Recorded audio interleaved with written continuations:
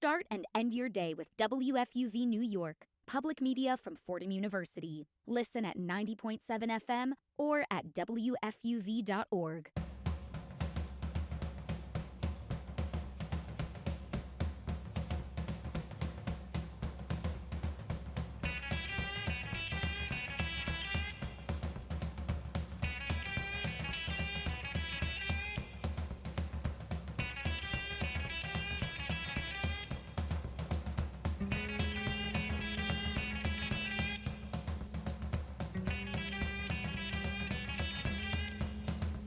Well, good morning, everybody, or good afternoon, or maybe good evening.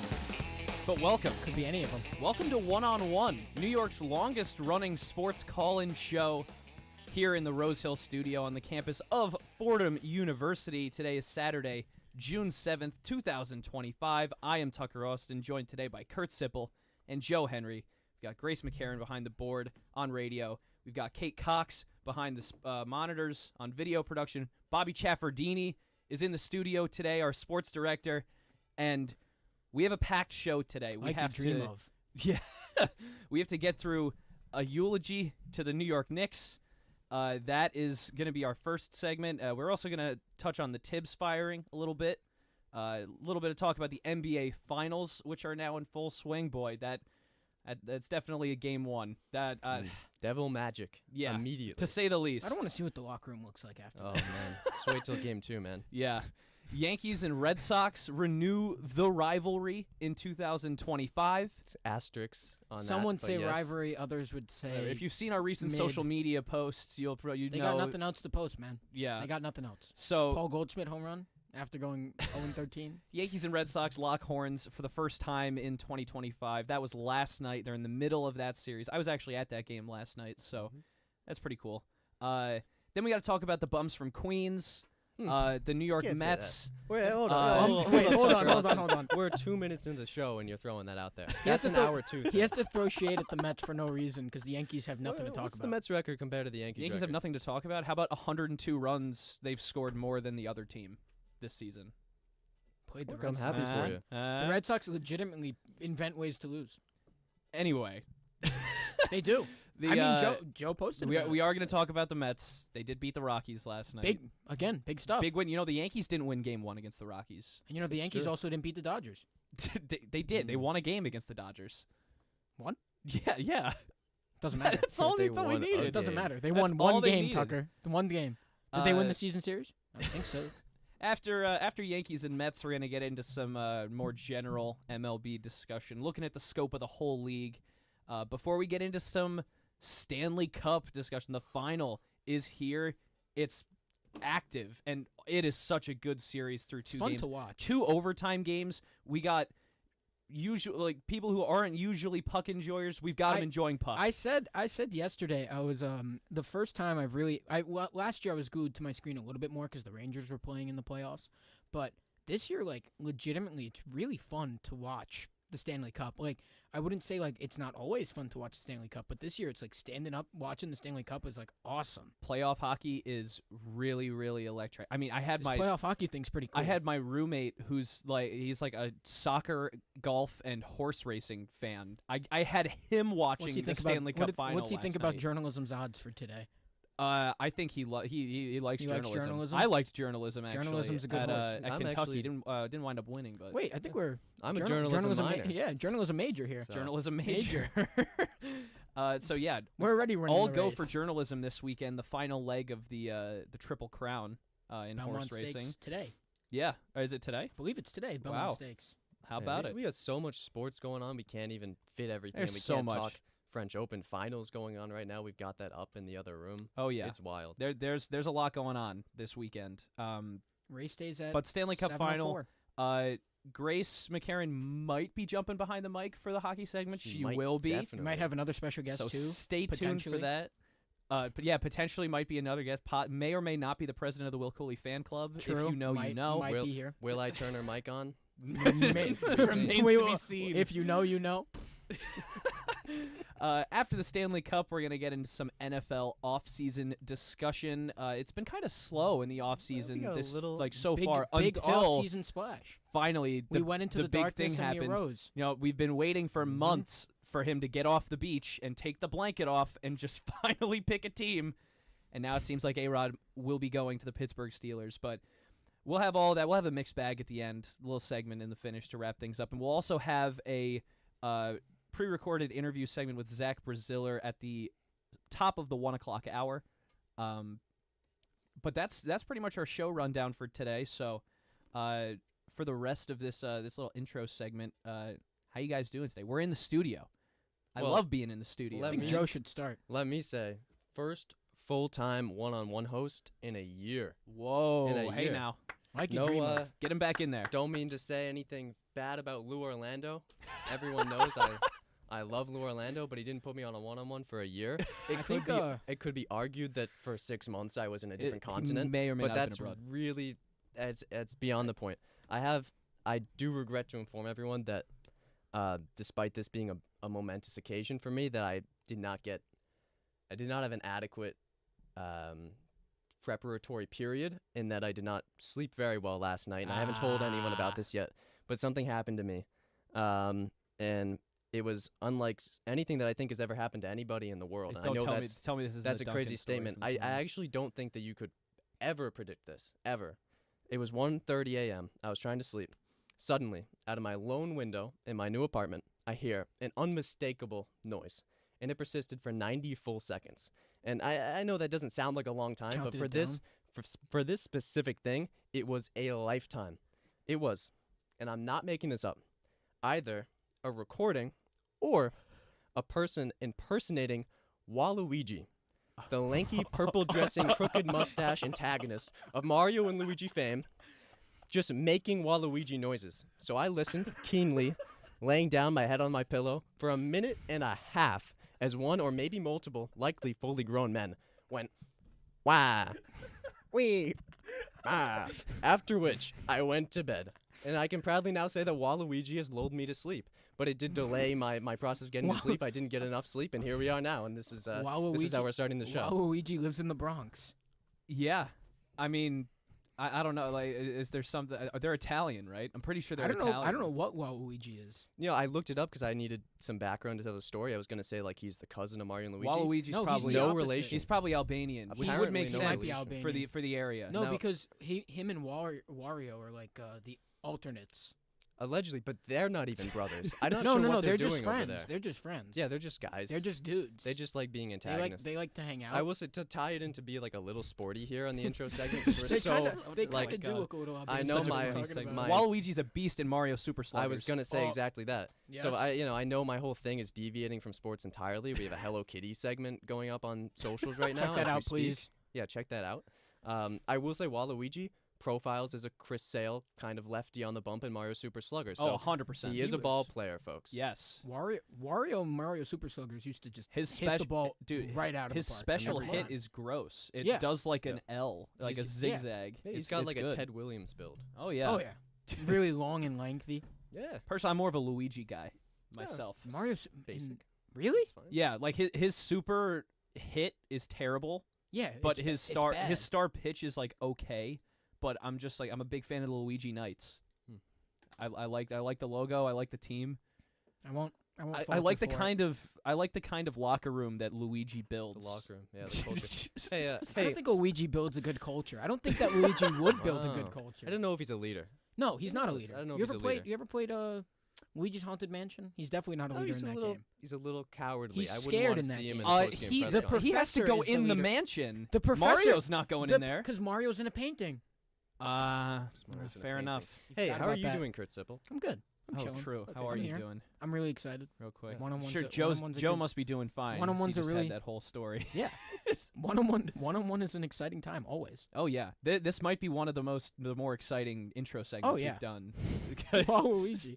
I'm having fun over Hey, here. the Switch dropped this week, so it's I was on gonna the say the Switch Switch 2? 2. At least Wow. we're culturally relevant. True. Yeah, we Switch are. 2. Yeah. Mario Kart World. Yeah. All right. Finally, time to start talking real sports on the other end of a quick break. We'll be back with more one-on-one and some Knicks eulogy plus some Thibodeau talk. You're listening to 90.7 FM WFUV Sports.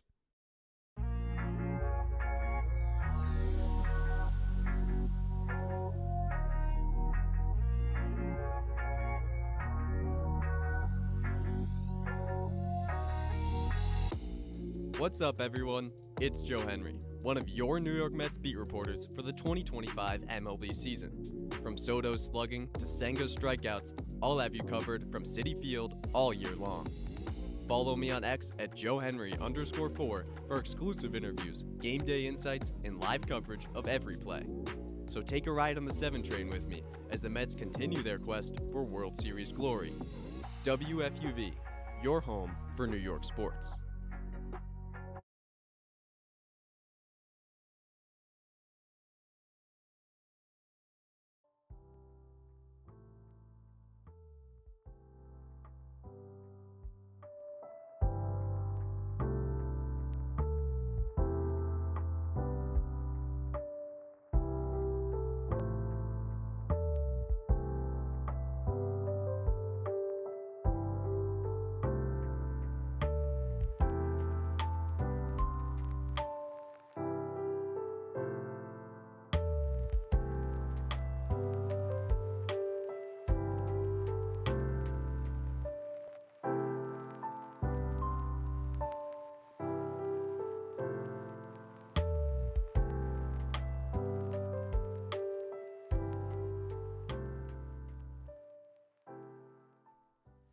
Hey, welcome back to One-on-One, New York's longest-running sports call-in show. Tucker Austin, Kurt Sippel, Joe Henry with you, and we have to do something. We have to do something very sad today. Can we get in the mood really quick? I just want to. So the Knicks are in Cancun. Oh my God! Oh boy! The Knicks are in Cancun, Oh, God. and Oh, I don't Make think sure- that make you sure would you're want to in get in the frame. mood. I don't think that you would want to get in the mood of Cancun, Tucker. But for me and Joe, We're standing Hey, for. Oh boy! We've been settled in on this beach for a long time. brought in Come some and join us, coconuts. Tucker. Oh Come and join us. my Thank you, God! guys. That's To drink not from. real. Brought in some coconuts to Oh. drink from. That's actually not real. Straws? Thank you, sir. Thank you, sir. Just stab right through the hole. Tucker, welcome to Mexico. We're in Cancun. Oh Wait, my no, there's a God. hole, there's I a don't hole, even know there's a what there's a hole. There's a hole. I've never drank out of coconut Drilled before. drilled a hole into it last But night. you know who has? Carl Anthony Towns. Carl Anthony Towns. Well, Oh man, I don't really like coconut That's juice. it. Yeah, I'm finding. I actually think I have an allergy. so the Knicks are out. Yeah, so that's Cheers. what we're getting at. Yeah, the Knicks are out of the playoffs. Just gonna drink from this coconut while we Go talk ahead. about this. The Indiana Pacers last Saturday night got the win in Game 6 in Indianapolis. They won it 125-108 and eliminated the New York Knicks from the NBA playoffs in 2025. So the Knicks lost on my birthday. That's that kind of sucks. But here we are. They got absolutely blitzed in the third quarter in this game. It was a classic turd quarter, as they would As say they in say. Miami.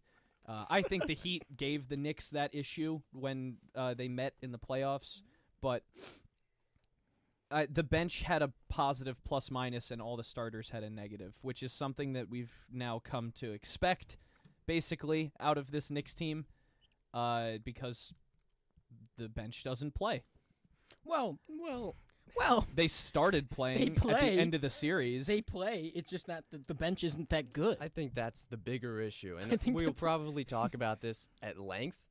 There is this narrative going around on social media among Knicks fans who are in approval of Tom Thibodeau's dismissal as head coach. Happened 3 days ago now, yeah. saying he had to go, he didn't play his bench enough, he overused his starters. These two things may be true, but who were you going to play? The adjustments that Thibodeau made in that Landry series Shamet. That's the were to bring thing, in yeah. Landry Shamet and DeLon Wright. I'm sorry, if you were to take away, everyone's talking about how you're overplaying Jalen Brunson. He's getting too many minutes. If you give him 6 less minutes a game, what's going to happen on the floor? The guy replacing him is DeLon Wright, Landry Shamet, whoever it may be.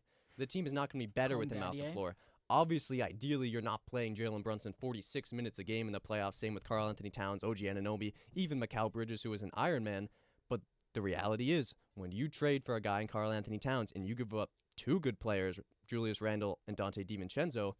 As Zach Braziller said in our interview with him, which we'll have up in a couple hours, you're trading away two good players for one good player. You're trading away depth for talent. So you just don't have the kind of depth that you need to play against. And you see it in the finals. The two probably deepest teams in the entire league. The Pacers have 4 or 5 guys they can play off their bench comfortably. The OKC Thunder have guys that don't play in the game, and you look on the bench and say, that guy would be on the rotation of any other team. That's the reality of things, and I think, and we'll talk about it more during the final segment probably, the landscape of the NBA is changing. The mindset of having 1 or 2 superstars appears maybe not as successful the Knicks have 2 a superstars? recipe. Well, The Knicks have 2 superstars? theoretical superstars appears not as successful as building up Like a in cast what of 10 what good world is players. Jalen Brunson and Karl Anthony Towns not a pair? Like we've had this conversation before, Kurt. But Karl how Anthony on Towns- earth are they not both Karl stars? Anthony Towns is mid. No, He was mid this whole season. Ah. How Karl could you tell Anthony me? Towns yes, is a his scoring, star, his scoring dude. output is wonderful. Great. He was one of the main reasons that they lost that game because his drop coverage. He didn't play defense.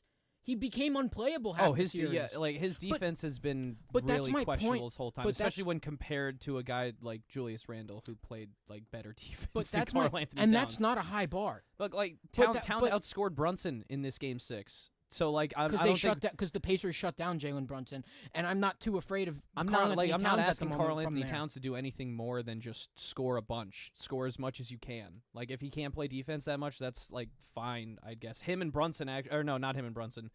Mitchell Robinson and Jalen Brunson had the 2 lowest plus minuses, -18. Karl Anthony Towns at -17 though, so he's like right But there. that's my entire point with this is that what is the next move at this point? Because you have to I don't figure out know. a There's move. been a lot of whispering about Giannis Antetokounmpo, I and that's saw been since like the sideline- regular season. The sideline report. I saw what you're talking about. It's not real. There's no way it's real. They said 7. Like I saw what did it say? last night Like that he tsunami wants to- wave deal or that something? he wants to stay. That he wants to stay with the team that he was been with his entire Giannis? career. Yes. That 100% makes sense. And I thought he the was Knicks done with don't- what but happened to all the rumors my- about him being done with Milwaukee in the middle of the season. It's just rumors. That's Yeah. the key to that. Gobbledygook. It Yeah, is for real. gobbledygook. But also, if the Knicks traded for Giannis, They who have are to they give a lot. trading? You're I trading. think the Knicks are in a awful spot I now have- because of this Mikal Bridges trade. They gave up 5 first-rounders for a guy who just does not perform when they need it. They didn't need him to perform in the fourth quarter against the Celtics in that series, but he did. And like he just did not show up at all in this playoffs. It's Because- ridiculous. Because of salary, the Knicks would have to trade either Cat, OG, or Bridges, a combination of 2 of those guys, because of their salaries, to get Giannis, because of the salary cap, And that's not to mention because they don't have picks. the secondary pieces you're giving up. We said Bridges they don't have a and lot Mitchell of Robinson. depth right now. I They don't make think that's Mitchell enough. Robinson doesn't make enough money. You have Mm. to match contracts. They don't have Mm. enough pieces right now to contend, we saw, or at least to win a championship. If they were to trade for Giannis or Kevin Durant or whoever people KD want to doesn't wanna- say KD on doesn't want to social be in it. media, yeah, I don't know He about made that. that quite apparent a Uh, long time ago. They're going to be, they'll have PJ Tucker as their 6th man. He's 40 years old, right? Obviously, that's me being facetious, but the point stands. Curry have a nice- Why was he you like on the coconut team? there? He's a good guy. Good Who? veteran PJ presence. Tucker? Yeah, No, He's a I'm all veteran for that. he presence. didn't play That's okay. He's not supposed in to the play. postseason. He's not Yeah. supposed to play. What does he do? Just Nothing. He's a good leader. Wave a towel around, Yep. like college. That's his Good to job. have Like, guys like that. Blake Griffin on the Celtics team that won the Blake title. Griffin- Or if we're year before they if won we're the like title. wondering about like cap space or He's not. Like, He's not no. contributing anything to that cap space. yeah, he's on the vet. He's thing. like Yeah. he's like $1 million to that cap space, which But just means nothing. The point Yeah. stands, if you were What? to trade for a star grade player or better, you are giving up depth that you don't already have. To And the you're point getting where rid you of- just won't be able to afford to have a full rotation of players. And I want to raise you the point that Jalen Brunson took the pay cut that he did because he wanted to play with his guys from Villanova. Now and they're then they not going to traded be. DiVincenzo. Now they're not going to all be there. And Mikal Bridges sucks. And how much further are you going to? Is he going to kick it down the line where he's not going to get his maximum contract? Because he will never make. If he doesn't do it soon, he's never going to make that much money. He's never going to make that much money, and he can force the Knicks' hand somehow, but he'll never make enough money in that case to become. Sorry, I just lost my train of thought.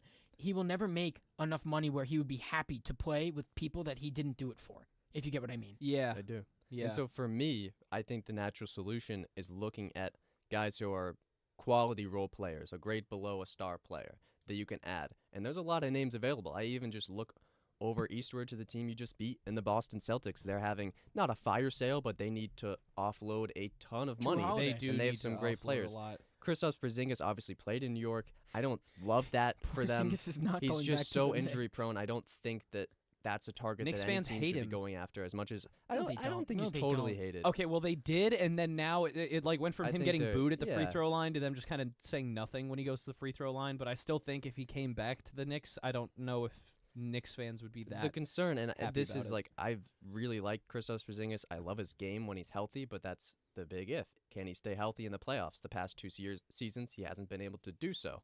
On a Knicks team that already has questionable center depth, Precious Achiuwa is going to be an unrestricted free agent. You have questions to answer about whether Mitchell Robinson is a future piece for your team. If you were to bring in a guy who's going to cost a lot of money in Kristaps Porzingis, you would need him to be able to play up to that contract, and given his health issues, I don't think he could. But you look down the line, Drew Holiday is a second ball handler, which is something that I think the Knicks could really benefit from. A guy who can get the ball out of I Jalen kinda feel Brunson's like hand you're from giving time to it time. Did he what was the deal with Drew Holiday? Because like you're a Celtics fan. What Yeah. was the deal with him this postseason? Because it just didn't feel like he didn't feel Yeah. like he was giving them the same thing that he gave them on their championship run. Like, I think he's regressing, but not to an extent where he's not someone you can go after at all. Is I it think like he is had it like a lost bounce step back defensively? But yeah, I regression think a he's little still I don't think he can contribute as a second option offensively, maybe even as a third option Well, that's the scoring thing. wise The Knicks offensively. don't need him to do but that. he can still be more than no, a plus if they defender. can get Drew Holiday onto the team and keep Brunson, Cat, and OG. OG's not a scoring threat. He's not. OG went. Yes, he is. OG's 3-point shot was the coldest thing I saw that entire series. When dude. when OG's When on his OG's game, Uh, he is a keyword- scorer. Keyword when he's on his game. yeah. You need a guy that can be on his game almost every night because that's your third scorer. Yeah, well, Drew Holiday's not on his game every night. I feel like Drew so Holiday might be a it's little the more on same his game issue. sometimes than OG. He wasn't on his Anunoby game would for be. the entire Knicks series. Oh, I feel like trading for Drew Holiday is like trading for Mikal Bridges again. I don't That's think what you'd it have to feels give up like. Well, it that wouldn't be much, 5 picks but- in the first well- round. well, is the issue. Here's which the thing. I think Again- we can finally say Cheers. 5 picks in the first round was way too many for Mikal Bridges. Way too many. Really don't like- like coconut juice. Knicks fans knew it in the moment, and I was willing to try and accept it if he could kind of like start playing well more often. In the Celtics series, I was like, give him more picks. After the Pacers series, I'm like, I want him back in Brooklyn. Well, Tucker, I have a question. He has an extension next year. What is that? What's the case with that? Like he needs to be extended. Yeah, and he has it's the player option, so he could do it. Oh, well, I mean, His if, player- if you're hi- Mikal Bridges and you're smart, you take the player option to play another year with Knicks. Like, you play another year with this Knicks team Yeah, his deal's worth $150 and million. hope they don't trade you. I don't. But if they extend him, he can't be traded for 6 months. That's the clause in his contract. Oh, well, So- so then he holds all the cards. He He can does. choose to re-sign. Mikal and Bridges. then- Mikal Bridges has completely screwed them. How is this the And this makes me- anti-Knicks deal? and this this makes this me- was the worst trade maybe in the history of basketball. Keyword: Sean Marks masterclass. And this is on the Three words. heels of Nico Harrison giving Luka Doncic to the Lakers for a bag of chips, and this might be a worse trade. No, it's not. It's not a worse trade. It might than be. trading Luka for It Anthony might Davis. be. It might be. I don't know about that, Tucker, but I think that It's pretty close. I think that if any Knicks fan thought that Mikal Bridges was going to be some magic spell that was going to help them into the Mavericks gave away their entire future for basically nothing, right? No, they didn't. They got the first round pick from him. They got the first pick overall. What'd the Knicks get? Oh, they did get the first overall pick, but that was lucky. Like Knicks got a coconut. exactly. So it is a worse trade. The Mikal Bridges trade is a worse trade than Luka to the Lakers. And Leon The, Rose the doesn't- Mavericks but made Leon- off like bandits. but Leon the Rose- Knicks are awful. Leon They Rose- lost to the Pacers again. Leon Rose doesn't have to talk to the media and face the media for it. Anyway, this he is never has why- to face the music. So what's the case here? This is So- why Tibbs is but- gone. This is but- why Tibbs is No, gone. But why is Leon Rose gets a full pass from being able to talk to the media about any mistake he makes? It's his fault that the team is built like this. It's his fault that Tibbs is gone now. And why do Knicks fans just okay that he can't talk to people? I don't get it. I don't understand why he gets off scot-free and everyone can say he's a genius for it. It doesn't make sense to me that he's a genius for not talking to the media when all it is now is speculation. Why wouldn't James Dolan want people to be like, all right, go talk to the media. We'll be able to quell the fire that might happen when you can't let him know. When Tibbs goes on TV and starts trash talking he has plans the Knicks, that he can't reveal right now because the haters will sabotage him. What are the plans that he has to make Rick Brunson the head coach? He's not going to be the head coach. Hey, Rick Brunson is not going to be the head coach. Look, here's the situation for Leon Rose. I agree with you, Kurt, that he hasn't gotten enough flack for everything that's gone down with this Knicks team the past several years, as much unprecedented success as they have had. But now is when a lot of eyes are going to shift onto him. You have a coaching change for the first time in 5 years. You have a good roster, but a roster that we saw is still one tier away from winning a championship. The moves that he makes during the next 4 months are going to define Knicks basketball for the next 4 years. This is when you need to really hone in, especially as you get to July after this new head coach is hired. Think about some of these free agent options. I talked about Drew Holiday. If he's too expensive, there's other guys you can go after. Keontae George's role has been reprised in Utah. He's a target for a secondary ball handler. Tyus Jones. Even if you wanted to get someone with a little bit more of a scoring presence to play next to or behind Brunson, have guys like Luke Kennard, Gary Trent Jr. People who are playing on vet minimums or close to vet minimums who can be impact scorers for you. I think that the next 4 months, as I said, in the front office for the New York Knicks is going to turn a lot of heads, and it could be ugly, and if we fast forward a year, it also could be glorious, but there's a lot of work to be done. Yeah, the Knicks are in need of a new head coach, and they're in need of a head coach who can take them further than where Tibbs took them, which is like that's part of the Knicks fans. Task. A lot of Knicks fans' argument is that Tibbs, firing Tibbs after he took the Knicks to their first ECF in 25 years is criminal. There was a lot of people were really unhappy and a little bit shocked by the sudden nature of the decision because it happened right after they lost. Yep. But I can't not agree with the move. Really? For me, I think right after the Knicks lost that game, I thought to myself, Tibbs needs to be gone. But were you going to say that if they lost the NBA Finals? I mean, that's what... Maybe. Honestly, it kind of was writing on the wall for Tibbs if they didn't win the Finals this year. But you said it yourself. First ECF appearance in a quarter century. Yeah, but the way that Tibbs played the team, any coach could have taken them to their first ECF. Any coach can just run the starters out for 40 minutes and just say, here, Jalen, score. I don't know. There's more to it. He also got out-coached and bounced in the playoffs by Rick Carlisle's Pacers 2 years in a row. Rick Carlisle's a great coach. He is a great coach. But if you don't get by the same team, or if you lose to the same team 2 years in a row, and especially when the second time, yes, the Pacers are a lot better than we should. We should have been giving them way more credit than they got going into this playoffs. Just validates the Celtics championship. But by the way, going in, this Knicks team should not have lost to this Pacers team. No, based on how the regular season went. The Pacers were just underrated because of their standings. They were wildly underrated. That's my point is that a lot of the time that it's just ridiculous that people think that they were nothing. In my point, it's not like the Pacers handled the Knicks in this series, though. I think that majority of the time they did handle the Knicks. Tucker, you can't tell me that they didn't when they came from behind. Game but 6 was Game 6, they handled business in the last game. They ran the Knicks to the ground for half of it. Their defense was just better.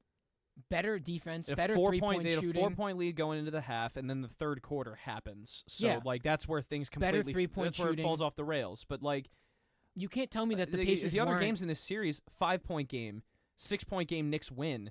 9-point game in Game 4. Knicks win 111-94 in Game 2. But a lot of the time, it might not have been that the Pacers... that's Game 5. The Pacers are a better team. Game 1 was a 3-point game. The Pacers are a better team just based off one bench depth. 2, they were rested.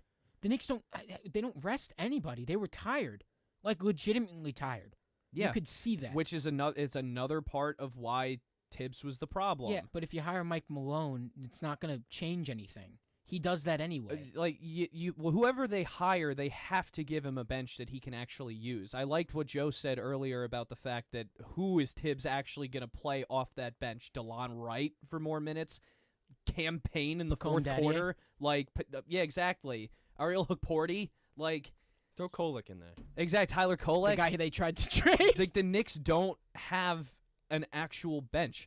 By the end of the Pacers series, they kind of had a bench because Josh Hart was coming off the bench. But that's got to be happening so much sooner if they're going to make that move. I think he can also get traded for some value. I wouldn't. Maybe for value, but he's that's a chemistry guy. I think that I would guy's trade Josh Hart. They're literally the heart of the city, the heart of New York. That's the whole bit. I don't know if he's the heart of the city. He's Marcus Smart vibes, but he might be better than Marcus Smart all around. There's areas of Marcus's game during his prime that were better than Josh Hart. Kind of went invisible. I was going to get to that. He had a bad ECF, but I don't think you can overlook. I mean, he was magnificent in that Celtics series. I don't know if they win that series if he plays the way he did in that Indiana series. I think that this is a piece that you need to keep. And yes, I think we saw in the ECF after however many games that maybe he's better suited to play off the bench, be more of a spark plug, have his minutes reduced a little bit, and play with higher energy for a longer time. I think that that's the future for Josh Hart, and I think it happens in a Knicks uniform. Lot of change on the way for the New York Knicks between new head coach likely to be named probably within the month. Jay Wright. I don't think a lot of work needs to be done on the bench and the depth in general for the New York Knicks. But I would say it's a bright future. It's not necessarily right, but there's some clouds to deal with. There's some question marks, some questions that need to be answered, but we're not going to be able to answer those today. On the other side of this break, we're going to be talking about the NBA Finals, the place where the Knicks did not go. Tyrese Halliburton's still there. We'll have a game one little recap, reaction, and maybe some serious predictions on the other side of this break. You're listening to 90.7 FM WFUV Sports 1-on-1.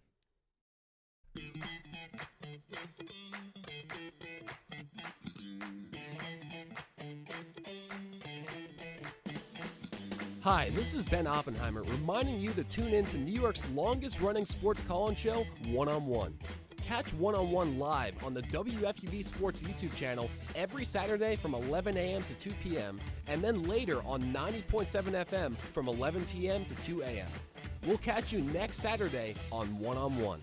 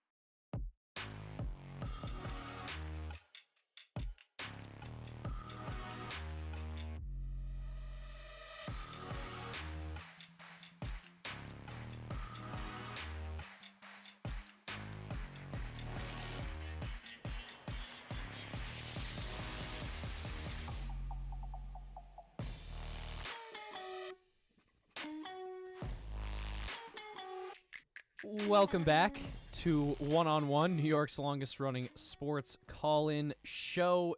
We have some NBA Finals talk now. Game one of the NBA Finals has occurred. The Indiana Pacers. Oh man, that was absolutely ridiculous. God. I can't believe they won this game. Did you wait until after the game for when Scott Van Pelt did ESPN? He had his his little desk. I was watching it on Channel 7. Tyrese, I had the news on after. Tyrese Halliburton joins SVP on the desk, That and was a little awkward. Yeah, it was a little awkward, especially because SVP was very real with them and was I like, like that, dude, though. I have no notes on you guys. Yeah. Which is also low-key crazy work on Scott Van Pelt's part. I love Scott Van Pelt, do not get me wrong. Yeah. All the respect in the world to SVP for what he does at ESPN. But kind of crazy not having a note card on the Indiana Pacers when there's two teams in the arena, they both can win. You never know. No, the Thunder. Nah. The Thunder. But yeah, the Thunder did not get it done in game 1 at home. The Pacers outscored the Thunder by 10 in the fourth quarter to complete the comeback. Tyrese Halliburton's last-second jumper from the left elbow. You get deja vu from that, Tucker? A little bit. He didn't really hit those. A little bit. It didn't feel as bad. You know, like Yeah, it didn't sure. it didn't make me really sad. I was kind of just like I got hype. my jaw actually dropped. Like, I was pretty shocked that the Yeah. Pacers managed to win, because that was also the first time the Pacers took the lead in the whole game. Yeah. It was what was it, like Led for 0.4, 0.3 seconds of the 0.3, game. 3. 0.3 said Tyrese Halliburton does it again. Your take, I was listening to our one-on-one from 2 weeks ago. Your take about Tyrese Halliburton, you said Jalen Brunson is not the clutch player of the year. You said the clutch player of the year I is did say guarding that. Jalen Brunson. I did say And that. that is coming more and more true as time goes on. I knew it was true. Tyrese Halliburton has easily been the most clutch player in this playoffs. I see the future, Tucker. I'm like Nostradamus. And he did it again. Kurtstradamus. He did. He did it again. Did Tyrese Halliburton? Unbelievable. Gilgeous-Alexander, 38 points, 14 for 30 shooting. Only went to the line for 8 shots, so he didn't even farm free throws in this game. Farm. But 2 shots for Shea. a 38-point performance and a loss. I mean, can I just... The one thing I would say about that is you force 19 turnovers in the first half, and you're only able to score a total of 25 points off of 24 in total in the entire game. There's a big reason why you're losing this game. I mean, you have to be able to finish. If you're going to steal the ball that often, you have to be able to finish and score. That's the biggest issue with the Thunder should have been up 30 in the first half, and they were only up, I think, 10 or 12, something like that. Yep. That's not something that should happen. You are 36% from the three-point line. You are one of the worst three-point shooters in the entire NBA playoffs. And you're facing one of the best three-point shooters in the entire NBA playoffs in the Indiana Pacers, who shot 46% from the three-point line. And they shot 9 more threes. This is than the water. Thunder This is in water. a much better percentage. This is water and oil.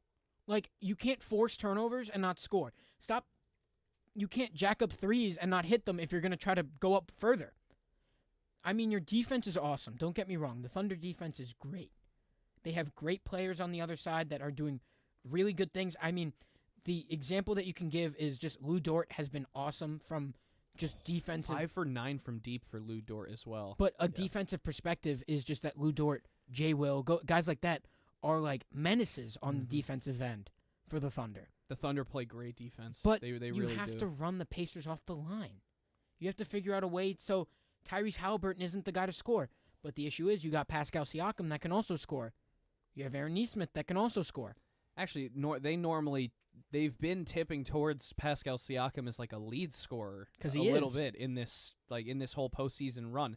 Tyrese Halliburton doesn't always like pop off. Also, He only had 14 points in this game. due to Pascal's size, there isn't really no one in the There's not a lot league of that's people who can guard him. that's well suited to guard him. I'm not saying that he's totally unguardable. The Thunder have some interesting options. We obviously saw them throw Wallace in the starting lineup. That's a pretty significant change to make in the NBA Finals. So you have him. You have a bigger guy in Hartenstein. You have a lankier guy in Holmgren. But we saw Pascal eat at times in this game. And for me, beyond just Pascal, the most ridiculous stat line, one of the craziest stat lines I've ever seen in my life, is this turnover disparity. Because 18 turnovers in the first half. The Pacers turned the ball over 24 times. Crazy number. Twice what you'd want. The Thunder turned it over 6 times the entire game. Yeah. And lost. Because they don't hit shots. That's the biggest issue. They can't score. That's the biggest issue that they have, is that they just go on scoring droughts. And they look lost when they don't, and when they stop scoring. So you know how I said that the Pacers took 9 more threes than the Thunder and still had a better percentage? The Thunder took, what is that? They took 16 more shots from the field and made the same number of shots as the Pacers. Exactly. It's just So- it's ridiculous. It's not a recipe for a win. And like just really quickly, I'm gonna throw the number in here because I've been forgetting to do it until just now. If you're watching or listening along on YouTube Live, you can call in to New York's longest running sports call-in show. It's 718-817-2750, 718-817-2750. Call in the question, join the conversation, whatever you want to do on whatever topic that we're a lot to talk about. talking Chet specifically. We Holmgren do have a threw lot up to a talk about tour today. date. He was 6-0-6. Oh, yeah. Like, you can't do that. He's It's just had like combined. Jalen Williams and Chet Holmgren were 8 for 28 from the floor. That's not a stat you want when you're the top team. And none of the Pacers even had like a particularly excellent shooting night. Like Neesmith went 3 for 7 from 3. even Halliburton didn't have really. No, a good Halliburton night didn't except for play that great. One shot. But 6 players in double digits, and one of them was off the bench. Obi Toppin, 5 for 8 from 3. He probably had their best He was shooting night He hit on five, the team. Shout He out hit the 5 A10. in a row. No, Five- we don't That was shout out absurd. that A10. Five- We don't five shout straight out. We don't threes, shout out to And it. he nearly led the team in scoring. He only had 2 fewer points than Pascal Siakam. It should be noted that at times in that game he looked horrendous, but also at times in that game he looked like one of the best players on the floor. Like Obi Toppin definitely started a little slow, but once little. like It was bad. once he settled into, it's the NBA Finals. It's game Oh, no 1. doubt. It's a hostile arena in OKC. They were 10-point favorites to win the whole game. OKC 9.5, and they were I think plus 800. Oklahoma City had like betting pundits on TV telling people not to bet Oklahoma City to win the finals because it's too likely and the value is not good enough. You win. Like I think that's how bad the odds were I in was- favor of Oklahoma I was City. talking to my dad about it, and he was like, "If you put $200 on Oklahoma City, you win 15 or something like that." Yeah. Or Which like is you win like- 215, which is just your 200 back with $15. 15 bucks Like value. but then like they tell people not to bet it because if you bet 200 on the Thunder to win the finals and you can win 15 or you can lose 200 when the Pacers win because they won game 1. That's the problem. It all went all the way swinging. But back this down. game was so weird because of the way that the Pacers somehow won this game. Like Indiana outscored OKC I don't know in if the third like, and the fourth quarter. is this the only way they can win They games? went on a like 32-16 run in the fourth. because this Thunder team has been blowing teams out this whole season. They've been winning games by double digits, like left and right. But It's what they do. they dropped game 1 to the Pacers in like a freak incident. Does this happen again? It's I feel like certainly possible. I and I feel like it might be like I'm still maybe looking at a 5-game series here. 5 games in the Thunder's direction. Yes. I think I still lean OKC in this series. I don't even know who I want to win. I really enjoy watching both of these teams. I think the Pacers, as unlikable as Halliburton can sometimes be, have been just enthralling to watch. We're headed on an interesting crash course because the Pacers literally steal game 1. They had no business winning that game. The Thunder are still going to be heavy favorites. They're looking to reclaim home advantage over the next couple games. We talked a little bit about Halliburton having not a great game besides that huge shot. We talked about the second and third options on OKC, J-Dub and Chet Holmgren having bad games. Shout out All of Chet those Holmgren. players are slated to have better performances in Game 2 and in the rest of the series. Yes, Holmgren's inconsistent. Even Halliburton still struggles from inconsistency. I think that's what stops him from being referred to as a superstar player as much as that, especially during the regular season. There's stretches where he just doesn't play super well. But Joe, In the playoffs, he's been great. My point is, only scored these 14 points in Game 1. You would expect him to be better. You'd expect Holmgren and Williams to be better. When all of those players are better and they settle into all of their first NBA finals, we're going to be looking at a very different brand of basketball than we saw in Game 1. It doesn't mean that the product's going to be less good, but it means that we need to kind of do a little bit of new calculus on I'll be defining honest. who's going to win the series. I'll be honest. I feel like the game itself wasn't very exciting up until the 2 minutes at the end. What do you think it was? Dude, that was real hoops. At the That was end, I'm ethical. saying it was ethical hoops at the end, but the first 3 quarters when the Pacers were just getting dogged. Well, actually, in But the they third quarter, weren't. they weren't. That was what was fascinating. where's but the that's one what you block feel for like. It felt like OKC? when you were watching it. You know what I mean? It felt like, Eye you test look up at the wise. score and you say 4-point game. The Pacers are playing terribly. it was amazing, and it was a marvel to watch. So I enjoyed it quite a lot. I enjoyed even if it. it was at times not, I enjoyed it, but a I don't think pretty for the ball game. regular fan that's watching a basketball game, I don't know how casual. much they would have And loved it. This game got, I think it drew 8.9 million viewers concurrently or something along those lines. That's the lowest rating since the COVID pandemic, and obviously you put an asterisk there. Put an asterisk there for a few different things, it could be said.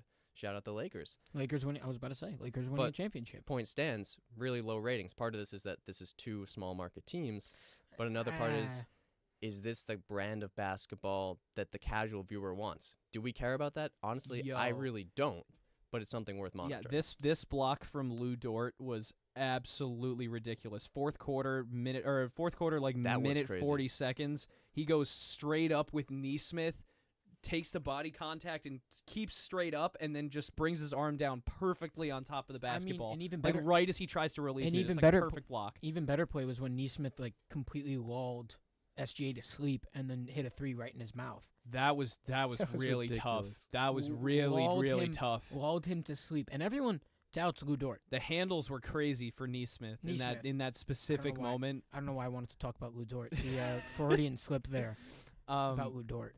But yeah, dude, the handles were so different. And It's then a- just this is a to dribbling- have the gall to knock that shot down This in the is NBA Finals. I won't lie. This whole entire series is kind of a dribbling classic, if you get what I mean. Mm-hmm. Both of these teams are very great handles, really good at getting to the paint, getting to the spots they want. Yeah. SGA is especially very good at that, getting to the spots that he wants. Although, like, I'll say this about the Pacers, they did a good job when it came to when Shea was in ISO. They would do a good job when he was trying to work inside. I forget who it was. I think it may have been Siakam on the near the perimeter, who would kind of hit a jab step to the inside to keep SGA from taking the lane the rest of the way. And then they wouldn't be able to get the ball to the outside, and then SGA was kind of stuck, slightly outside. you the got to lane take it away. with It's an kind of interesting a weird domino shot, effect where makeable shot for SGA. Don't get me wrong. he still got his. He had 38 points to end Exactly, the game. yeah. But we talked about the other Thunder players not doing a lot. There were many possessions that started with Shai Gilgeous-Alexander. The shot clock ran down 16 seconds because it took him a while to get to his spot. Either he's able to take and make that shot, or if he's completely walled off, he needs to look elsewhere. And yes, the numbers shooting-wise for that entire Thunder roster looked pretty grim, but when you consider it in context, people getting the ball with 6 seconds on the shot clock, with a guy coming to close out, they have to make a pretty difficult play in a huge situation. That can explain why those numbers were low. So it's adjustment time for OKC, because yes, Shai Gilgeous-Alexander, having him drop 38 points in the NBA Finals, that's great. But when no one else is coming to help, because, in part, Shai Gilgeous-Alexander is getting walled off enough that it's taking a lot of time off the shot clock and creating poor looks for his teammates, there's work to be done, and it's not just on Gilgeous-Alexander's teammates, it's on him himself. Well, after the Thunder got blown out by the Timberwolves 143-101, they went on to win the next 2 games of that series to blow them out and win the entire thing to go on to the playing in the finals. Yeah. I think that's probably what's going to happen now, is that the Thunder will probably roll through the Pacers because they're angry. But I wouldn't doubt what goes on in Indiana, because that fan base is as ravenous as OKC. They are as good as OKC. They're in their seats. They have the shirts on, all of that. I think that if this goes to 6 and the Pacers somehow ink out a win, it happens. But I also think that the OKC Thunder are just too good at what they do all season, and they've been well coached. They have a great bench, great starting lineup. They just have to score.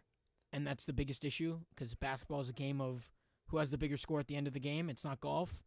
So, got to figure that out. But at the end of the day, I think it's Oklahoma City in 6. So I think you and I have generally the same gut feeling about this Thunder team, or just Me- about me this as well. series in general, that the fact that the Pacers had to win game 1 the way that they did, and they had to. There was never an opportunity for the Pacers to take control of this game earlier on. The Thunder were they were in the lead, and they were always in the lead until a 12-2 run, and it completely disintegrated in their hands. But I just don't know, and personally don't think it's that likely that the Pacers find themselves in that situation again. against this Thunder team. If the They Pacers can. are going to win another game in this series, they're going to have to punch the Thunder in the mouth and then keep them away and like try to bring it to the They're finish. not I know the scared. Pacers are they are the comeback kids this postseason in the NBA. Used to be the Knicks, now it's the Pacers. It was never the Knicks. It was the Knicks for a little bit. It's the Knicks for a game. The Knicks for 6 games. At least it's specifically. first two Boston Knicks, games. The Knicks against a Boston Celtics team that was limping up and down the court. Yeah. But yeah, the Pacers, I just don't think they can pull it off again. And we They probably said this about the Knicks after game 1 against the Celtics before they did it again in game 2. But I think the Thunder are different. The Thunder are not the Celtics. And This is a Thunder team that wants to come back and take at least one of two in their home arena. And yeah, I think this might be Thunder in 5. I think the SGAs. Thunder might win the next 4 I games have- in this series. I have a similar sentiment to put out there quickly. I think the Thunder are not the 2025 Celtics. I don't think that they're prone to having these kind of collapses 3 more times. I think the Pacers are capable of doing something like this again. I think we've seen it time and time again over the past month. My head is still saying OKC in 6.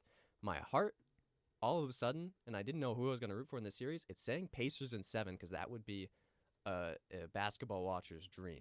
I would love that. Well, game 2 of the NBA Finals is Sunday night, June 8th at 8 p.m. And, oh, yeah, you got a stat for us, Bobby? What's he saying? What's Bobby got for us? We're not getting it from him. We Yeah. don't even know the stat. Okay, well, the winner of game 1 wins the NBA Finals 70% of the time. Yeah. That was Wow. the stat. But Wow. I'm fairly confident this is in the 30% range of like the Pacers. Might be. I don't think they're Yeah. winning this finals. But anyway, on the other side of this break, we're going to be talking Yankees and Red Sox, the first meeting between those two teams The in rivalry the that year doesn't 2025. But we'll be right back after this break on 90.7 FM WFUV Sports One-on-One.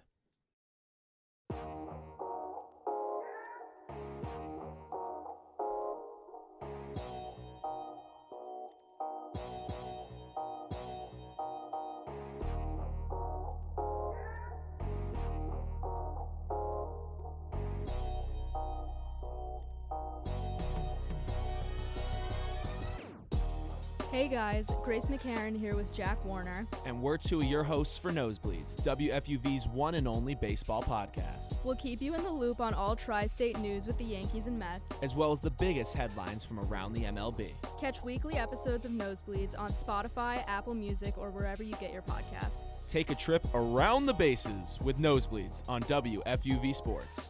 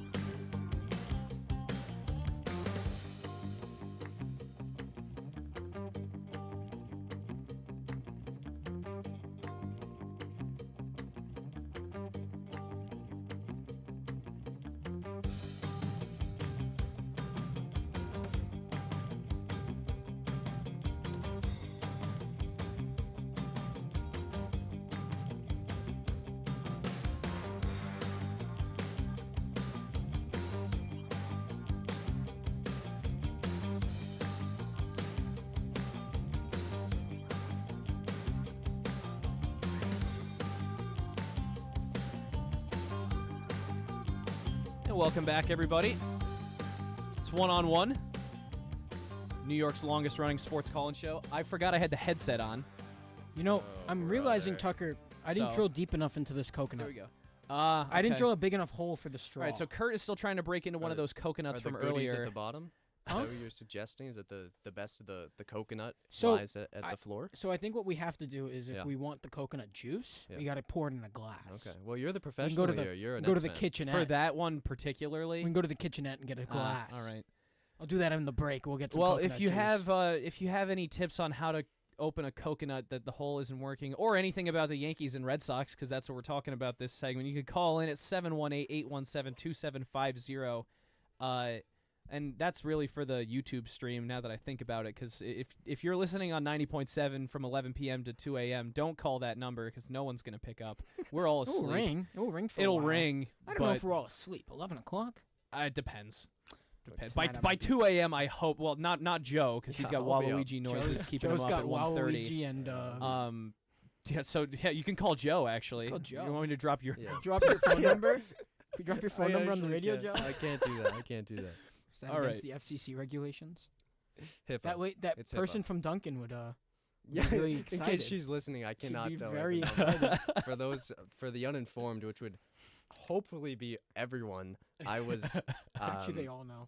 unconsensually. I shouldn't use that word actually, but I was there. A certain barista, if you could use the term for a Dunkin' Donuts employee, was a little bit flirtatious with me this morning.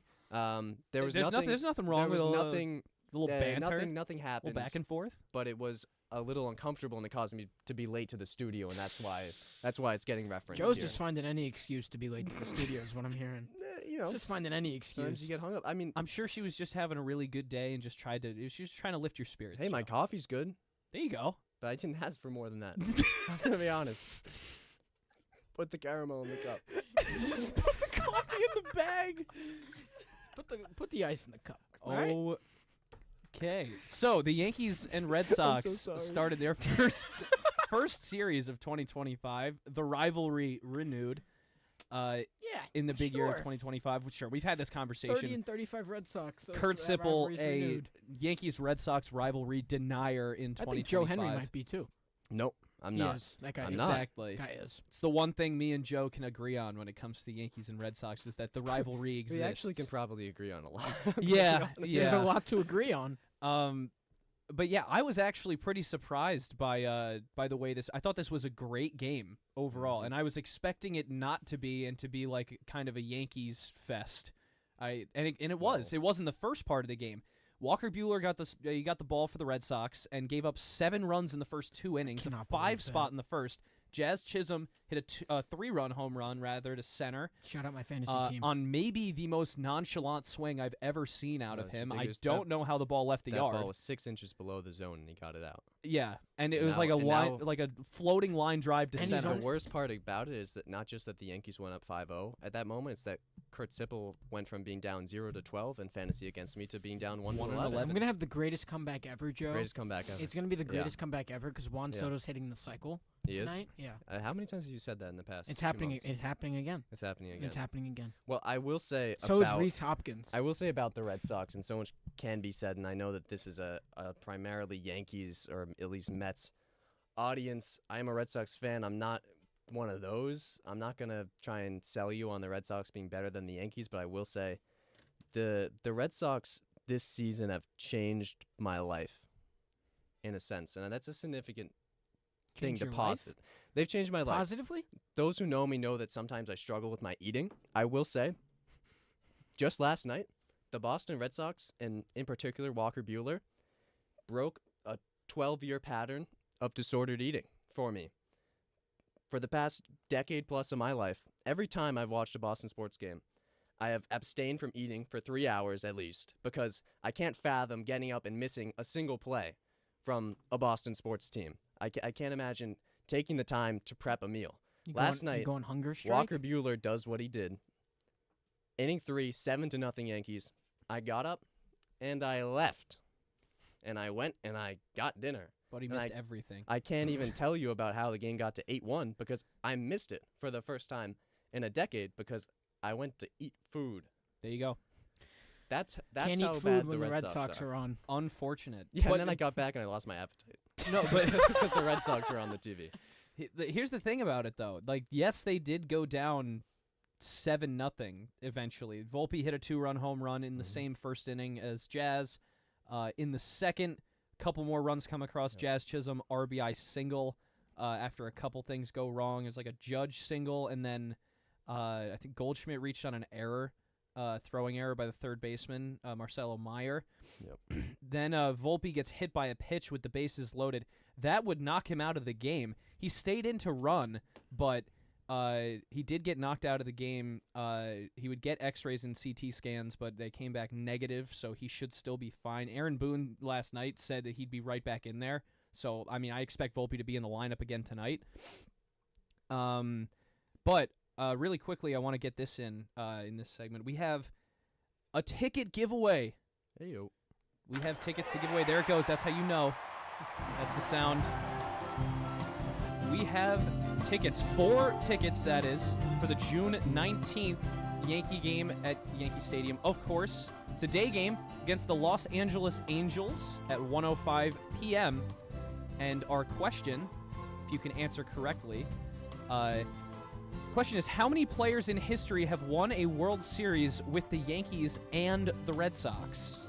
That's how many players in MLB history have won a World Series with the Yankees and with the Red Sox. Call at 718-817-2750 with an answer for a chance to win 4 tickets to the Yankees' June 19th home game at 1:05 p.m. against the Los Angeles Angels.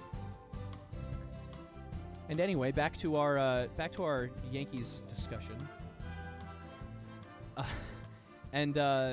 We have, so where were we? 7-0? 7-0. I think working through the first game of the series. Where were we? 7-0. 7-0, but then Marcelo Meyer, first career home run. Big fly. How about that? At Yankee Stadium. Right out of the game after that. The easiest place to do it. Yeah. It is. And then they subbed Well, him you out can't, there. But it was you can't talk about it was that a good home run too. because It was right center field. It wasn't short porch. You He can't talk legit. about that because the shortest walk-off home run in the history of the MLB happened brother. Oh yeah. at Red Sox at the Sedan Fenway. Rafaela. At the 1 foot of the stadium that is shorter than Yankee. Complain about it. It happened. I feel like it's more than 1 I don't like foot, 'cause defending- Isn't that wall 308? It's It is. 302. Yeah. The shortest ever home run there is 302. 302 by Rafael Devers. So 302 Is is a that even a home possible run? home run, and like the shortest possible home run in Yankee Stadium is 314. Yeah, but all Little you League can, ballparks shouldn't exist. Doesn't matter. I think all stadiums are allowed to have gimmicks. that's a gimmick. Yes, Easy. The old the short gimmick. porch and right is a gimmick. Old gimmick. The advantage. Having a lot of foul territory, also a gimmick. Having a mound in center field and a massive pole, Oh like my the God. Astros used to have, also a having gimmick. having gravestones that were in play in center field. Yankee gimmick. Yeah, that was also that was a gimmick as well. A little bit. insane. Monument Park is closed now, like behind the center field wall, but like it used to be out in the open. Used to be wide open. Yeah. Everyone could see the guys that were buried there right there. that's The Castellanos would have had that's a field rumor. day That's a if he rumor played. being pushed by Kurt Sippel that the Yankee greats are buried in Monument Park under the stadium. They call him Conspiracy Kurt. It's not my folks. Conspiracy. it's not my rumor. Will Warren had a pretty solid game for the Yankees Until. in this one. Until things got away from him in that 6th inning. It fell apart.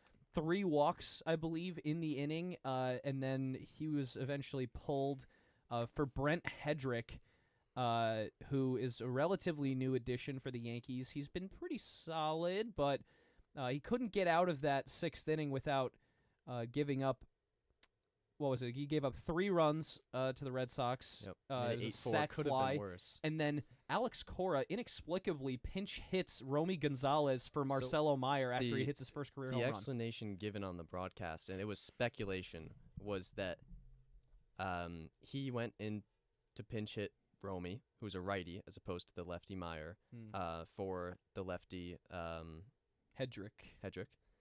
But then Boone afterwards went to the bullpen, so it was kind of a reverse tit-for-tat move than what you would expect. I don't know if I buy that, to be honest. But Red Sox finding ways to lose games, Joe. That's like that's they what were, you buy. I think they were losing that game. After Hedrick came They had a chance. Fernando Cruz, but the Yep. Yankees got a full inning out of Hedrick. They got 2 outs in that 6th, and then the first out of the 7th.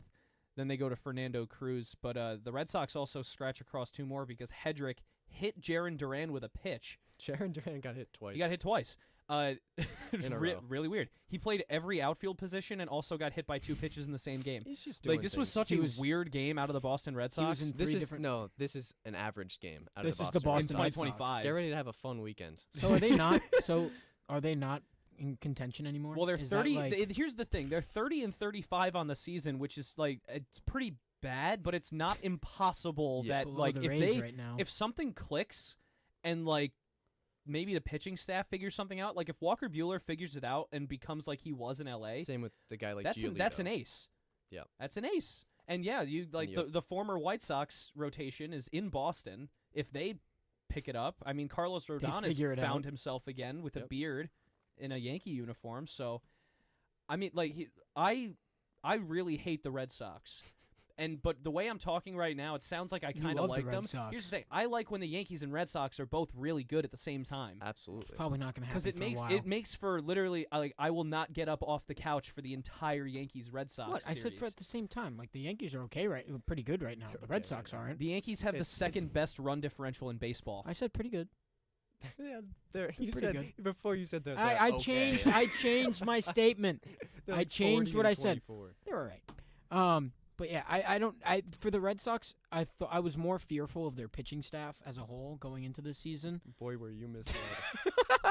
Just at Oh, this point, God, it look means at this win probability chart, Joe. I'm sorry, I don't. I That's- don't mean yeah. to make you look at Yeah. this, but That's like Kurt, it's pretty I know. I lopsided. saw it. Yeah. And But- and even like the Red Sox even came back. They were within 3 runs. I in the was eighth inning watching after the Devers home run. By the way, he tanked that Oh thing. my God.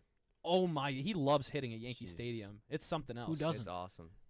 Uh, I think that's. who doesn't? I'm I trying think to that's think who the. doesn't. But I think that's the Clint biggest. Frazier. I think that when I was watching the Red Sox in that 8th inning and 9th inning, when they were up at bat to try to tie the game, they looked kind of. Could I say lost, Joe? It You felt can lost. say that for you can't say that for the entire team. Not the whole team, but a lot of the But- guys that went up to the plate felt like The Yankees have very good relief pitching. They felt like we they had can't forget no- the Yankees pitching staff has been really, really Devin good Williams. no doubt. over the past And- month or so. But And like Red Fernando Sox- Cruz has a filthy splitter. Yep. Loizaga has also been really good since he came back from injury. He gave up a hit. I think he gave up a leadoff double in that 8th inning when the Yankees handed him the ball, but then he locked it down after that. Yeah. And then Devin Williams looked really, really good. Like I A lot like of guys look really, really good against the bottom 3 of the Red Sox. But that's what I was saying is that those guys looked lost. It's Like they true. didn't look like they were It's- knew what was going. Like they knew what was going on, but they didn't look like there was much there. It's the combination of a lot of things. Single game wise, the Yankees have a lot of relievers with really good stuff. The Red Sox just struggle to hit pitches that move. I think didn't Williams have to get through? Who did he get through in that 9th? I think he did. Wasn't it Rafaela? I think Christian Campbell struck out looking to end the game, which was ugly. That was Ooh. very So ugly. guys like Christian Campbell have You're really, right. really struggled. Yeah, and it was Rafaela ground out, Duran hit by a pitch, Devers fly out, and Campbell strike out looking. And I Campbell, thought- I think, got pinch hit into the game did. in the second half. I thought when Devers Yep. got on base, I thought it was Boston Red Sox were coming back. well, Thought that was no, just what was gonna happen. Duran got on base. Oh, Duran. I sorry. was nervous when Duran got on base because he got hit by Devin Williams hit him with the Yeah, pitch, they the got second plugged hit by again. pitch of the game. But yeah, we actually we need to go to break right now because we need to do a station ID before 12:10. Sure. That was a great Yankees Red Sox segment. We'll have Mets talk on the other end of this break. You're listening to 90.7 FM WFUV Sports 1-on-1. It's WFUV New York, fostering community with public media from Fordham University. On air, online, and always commercial-free. Hey Yankees fans, come out to Yankee Stadium on Friday, July 11th when the Yankees host the Chicago Cubs for a very special Yankee Stadium giveaway. It's Billy Joel Bobblehead Night. The first 18,000 guests will receive a special Billy Joel bobblehead. For tickets, log on to yankees.com/tickets. Again, don't miss out on Billy Joel Bobblehead Night when the Yankees and Cubs battle on Friday, July 11th. Visit Yankees.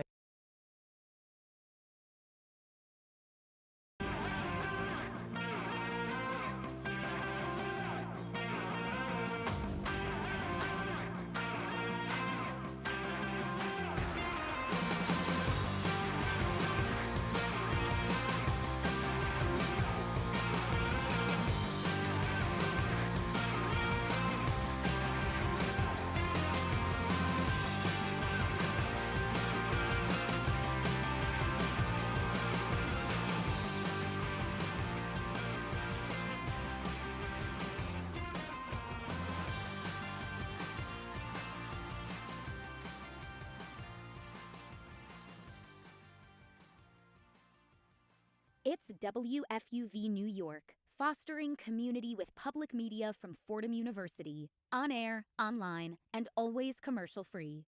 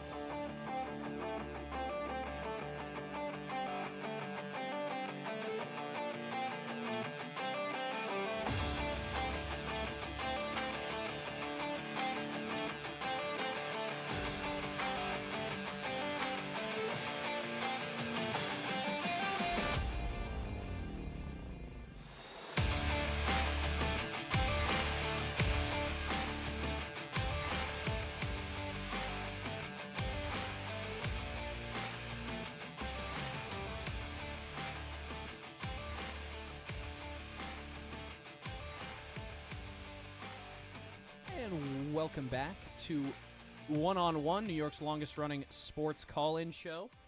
You can call in and join the conversation. It's 718-817-2750. That's if you're listening to the show live on YouTube, WFUV Sports YouTube page. If you're listening on 90.7 FM from 11 p.m. to 2 a.m., probably won't pick up. I can't imagine we'll pick up unless there's somebody in the studio for some reason. Joe Henry. Maybe Joe's sleeping there or something. Yeah, Joe Henry. Maybe get some peace and quiet tonight. Tucker Austin, Kurt Sippel, Joe Henry with you. We just got done talking Yanks and Red Sox, but now it's time to ride that 7 train. Let's do it. You know what it is. We're going up to Queens. Hype. Actually, City we're going to Field. Colorado. And are they in Denver Oh, right yeah. now? They most We're certainly in are. Denver.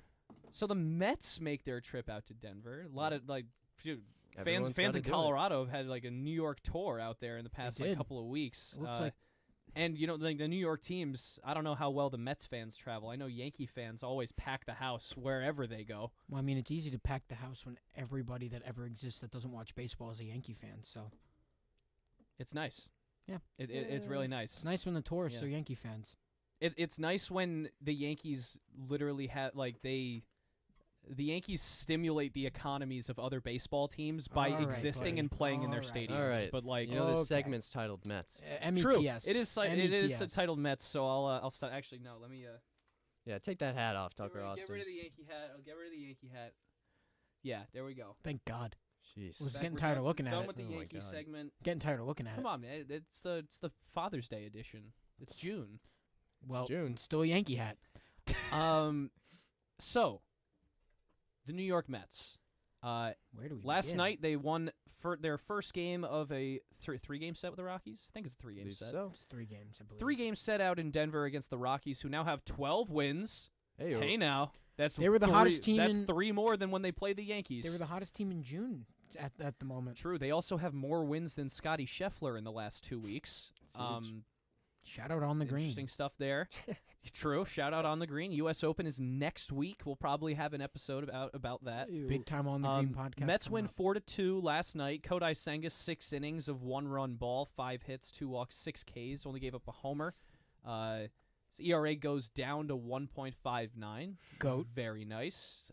Relief appearances from Hector Brazoban, Ryan Stanek. Edwin Diaz gets his 14th save of the season. Shout out the fantasy team once again. Very, very nice from Edwin For you, Diaz. man. I have to imagine Luke Weaver would be somewhere near 14 saves by now if he wasn't injured, and giving saves away to Devin Williams at the I think moment. he's around there. I think Robert Suarez still leads the league. He has 20, or Andres Munoz is probably up there as well. Yeah, both very, very the good Mets relief didn't give pitchers away this games. season. I think Edwin Diaz would probably be a little bit more up there. Looks like the Rockies pitched an opener They sure did. and then got 4 innings of scoreless baseball out of Senzatella. You know Senzatella. Everyone knows Everyone knows Senzatella, man. Senzatella? Antonio Senzatella. 1-10 record. Everyone 1 in knows. 10. What do you mean? He's a big leaguer. 1-10. And he also made the Mets look like fools. Here's How the has thing. he been in 11 decisions? It's June. How has he been in 11 decisions? 1 in 10 with a 2 whip. 11 decisions as a reliever. Unless he's been starting games that we don't know about. He might have been. We never know. You the never know. The Rockies are such a fun when team. you I said, watch- dude, we talked about it before the show. I was just like during like general MLB segment, I'd just be like laughing at the Rockies because it's just it's fun. It's fun to do. It's fun to do. You do feel bad to an extent because they're in a weird case where they don't have a lot of like awful baseball players. They just can't really win games. When they were in New York last week to play the Mets, I was saying it, like, look down that lineup. It's not that bad. It's not. And they can win when the Mets are 1-11 or 1-12 with runners in scoring position or something like that. I will say the pitching is that bad. I believe they have a starting pitching ERA just shy of 7. I believe that would be the highest ERA among starting pitchers in MLB history. So there's that. I think that's been the biggest contributor. But when you look at their lineup, some of the guys they have in there, Hunter Goodman's having a good year. Got Toglia, Tovar, few other guys that are, big league hitters. Maybe not great guys you'd probably prefer to have batting 6 or lower, but still they have a lot of big league guys in the lineup and some young guys as well. Really, really tough though for Kodai Senga because he had such a good game to not get a decision in a 6-inning 1-run game, or like you give up 1 run 6 innings. Like Ryan Stanek wound up getting the win because the Mets didn't score until the 7th. Because Francisco Lindor appeared out of thin air. Yeah, Lindor with a broken toe pinch hits and hits a 2-run double. He's been fighting with Mendoza to play in these games. The media's been asking about where is Lindor. He has a broken toe. Lindor wants to play, and he just showed yesterday that he can play on a broken toe because Francisco Lindor is the GOAT. Well, he can hit on a broken toe. I don't know if I'd want him playing shortstop on a broken toe. He still wants to be out there. Just let him DH like every other night or something, or maybe every night. I still, don't know. Who do you bounce out of the Mets lineup at DH instead of Marte? No, is he the usual DH? Generally speaking, you get Jared Young in there sometimes. Easily slide Francisco Vientos Lindor when he's in healthy. there. Yeah. Yeah. I think it wouldn't be a terrible idea to give Lindor some time where he's DHing, and then you put a guy like Acuna at shortstop, and then fill in McNeil at second. Lindor is like the Mets DH. It'd be like one of the better case scenarios for the Mets. It would bring another hole that they have to their lineup out of the lineup that they've been struggling with for a long time. But then it would bring in a guy like Acuna to play every day, and his hitting numbers have been really bad. But so has Alvarez's numbers. So have Vientos' numbers. No doubt. Ronnie Mauricio, who you just brought up from AAA, what are his numbers, Grace? I think he's 1 for now 13 or something like that. He's not great. No, he's not good. And I think the one issue I have with Mauricio is that the Mets fans wanted him up so badly the entire time, and now he's finally up, and it's so disappointing that he put his way up here. And that, I think, is a bigger question about the MLB's minor league system, is it really close to the major leagues right now? And for some pundits, they've been saying that the minor leagues are as far away from the major leagues as they've ever been. Wow. I mean, we are seeing a alarming number of guys who, like, it's a term that I think I picked it up from here. I heard somebody at WFUV refer to Brett Beatty as a quadruple A player. Yeah, no. That's a Bobby Dahlbeck original. Yeah, no, but so, it doesn't matter because Brett Beatty used to be good. quadruple A, but he's getting better. But then you have guys like in Boston, Marcelo Meyer. I know he just hit his first career home run, but he's also one of those guys that kind of has like a quadruple A feel going on right now. Well, he just came up. I think you got to give him. It's guys who are career in between. Once you have, like, if Meyer is at this level 2 years from now, and he goes up and down, but Brett Beatty that's was that, quadruple A. but now he's not really that. Because anymore. he's been good. Taking the He's step been forward. great. Luckily, Volpe kind of skipped that a little bit. Volpe. Guy's also bad. There was a moment where he was kind of like when he first came up, he had a bit of juice, and then it fell away a little bit again, and that's where he sunk into a possible quadruple A area. But yeah, it was a similar thing with Brett Beatty, except Volpe never went back down. He just stayed up and kept playing shortstop. Because of Yankee fans. Yeah. But I think that the Mets they don't have anybody else to play at shortstop. I'll give it to you. Other than, like, Jazz? Yeah, Jazz could play, I guess. But I don't want him at short. I'd rather his glove at third. Yep. still managing to talk about the Yankees on the Mets segment. I know. It's ridiculous. I literally can't stop. Okay. I can't get the Yankees out of my But head. I think the Mets are in bigger struggles with the hitting than the pitching. The pitching is still one of the top in the entire league. No doubt.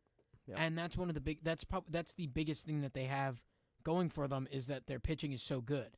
But if you're gonna lose to teams like the Rockies. And last night, I fully thought, and I think Grace probably would agree with me, that at some point it felt like the Mets could have lost to the Rockies last night because of just how cold they were the entire night.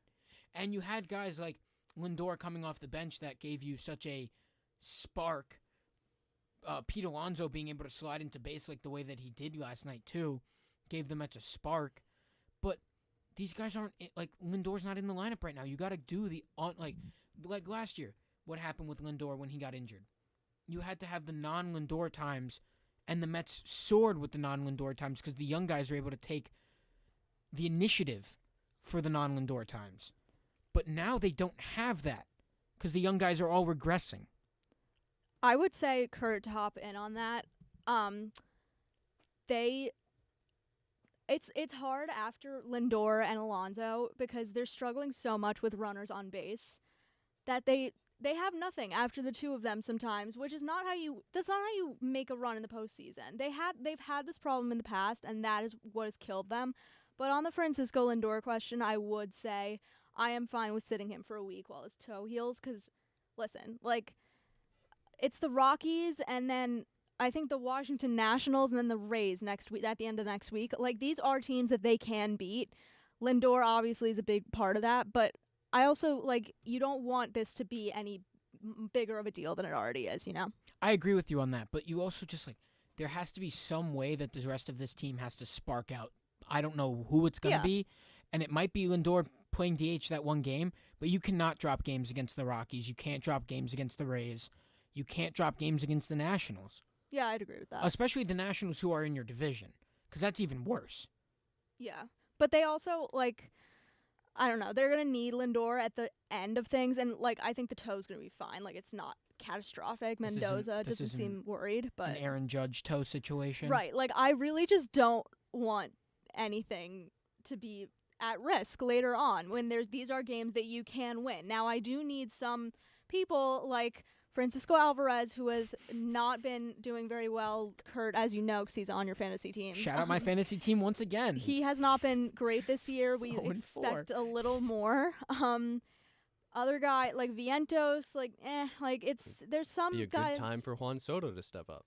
Juan Soto has been stepping up. Yeah, good he is. I mean, good is probably a good way to describe 3 singles. Was it on the Dodger broadcast that they said Juan Soto's back, ladies and gentlemen? Like, I apologize says that they said that. I remember hearing. Looked significantly better the past. They have looked.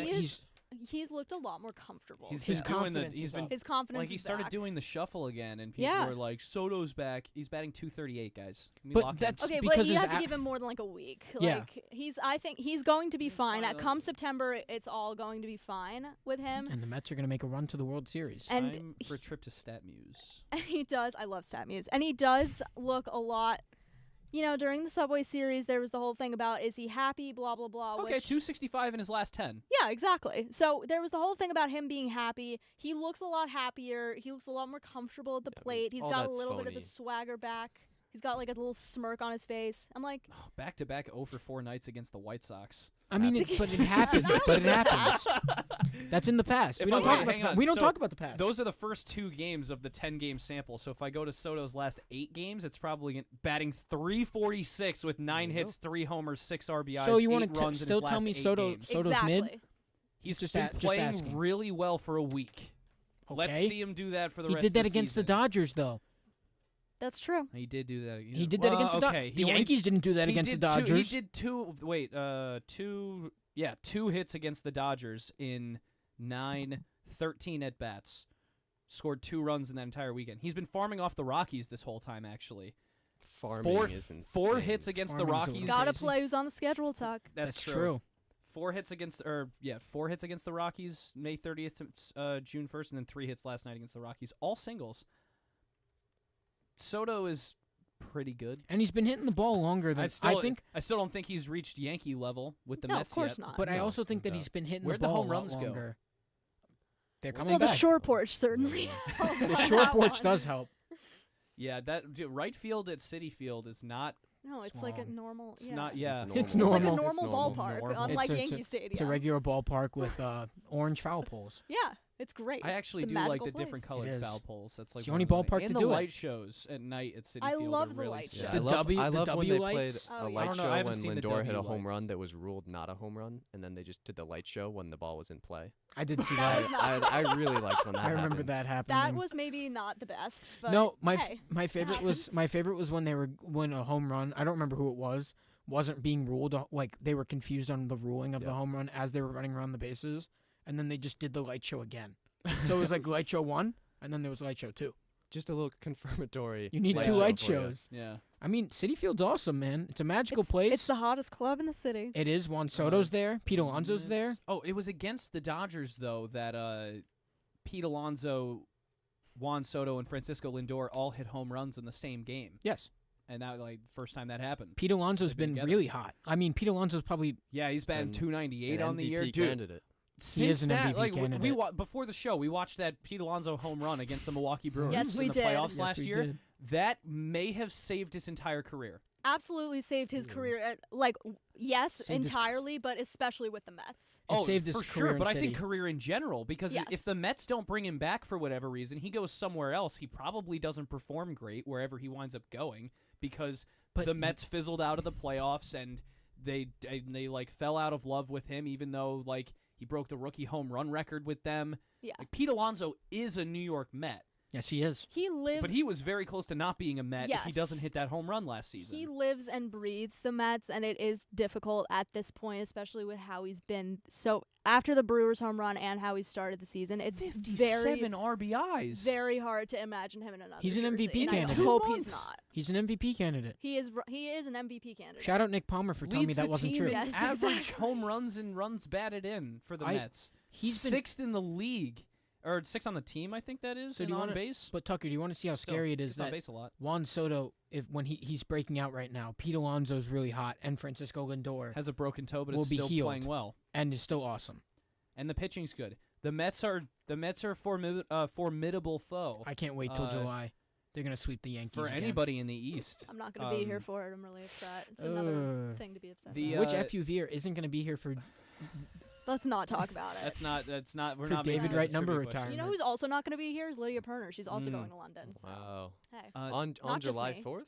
She We're always all- talks about how much she loves July 4th. We are both going to be there on July Canadian, 4th by the way. and on July Cana- real- 19th. Canadian that loves July 4th, but also loves Canadian hockey. That hates It's a the little city confusing. that birthed America. Yeah. Well, I don't also like Boston, so. I love Boston. Well, that depends who you I mean, ask. the first White House was Boston in. birthed the revolution, but First the city White that House- birthed America might be Philly. It first, is Philly. First White House was in New York City, buddy. I don't like to give. George Philly. Washington And was then- living then on One there's Cherry that, Street. and then there's that. Then there's that. George Washington was living on One Cherry Street. All right. Thank you Anyways, for want the to wrap history up the lesson Mets segment, Tucker? Yeah. The Mets. The Mets are 40-24. They have a 2.5 game lead in the NL East over Big the time. Philadelphia Phillies. The Atlanta Braves have a +5 run differential in fourth place, 8 games out. I just wanted to drop that too. Great for the Braves. But on the other side of this break, we're gonna be going on to the general MLB segment. We're gonna take a look at the standings, take a look at the league as a whole, and pretty much. I just want to talk about the Phillies a little bit because I think the Phillies are pretty good, acceptable. and I think they're gonna come after the Mets no. as the season goes on. I think they Well, are. we can That's talk not about true. It. I think they We are. can talk about it. Phillies Mets is going to be really great, but we'll have more of that on the other side of this break on 90.7 FM WFUV Sports. This is One on One.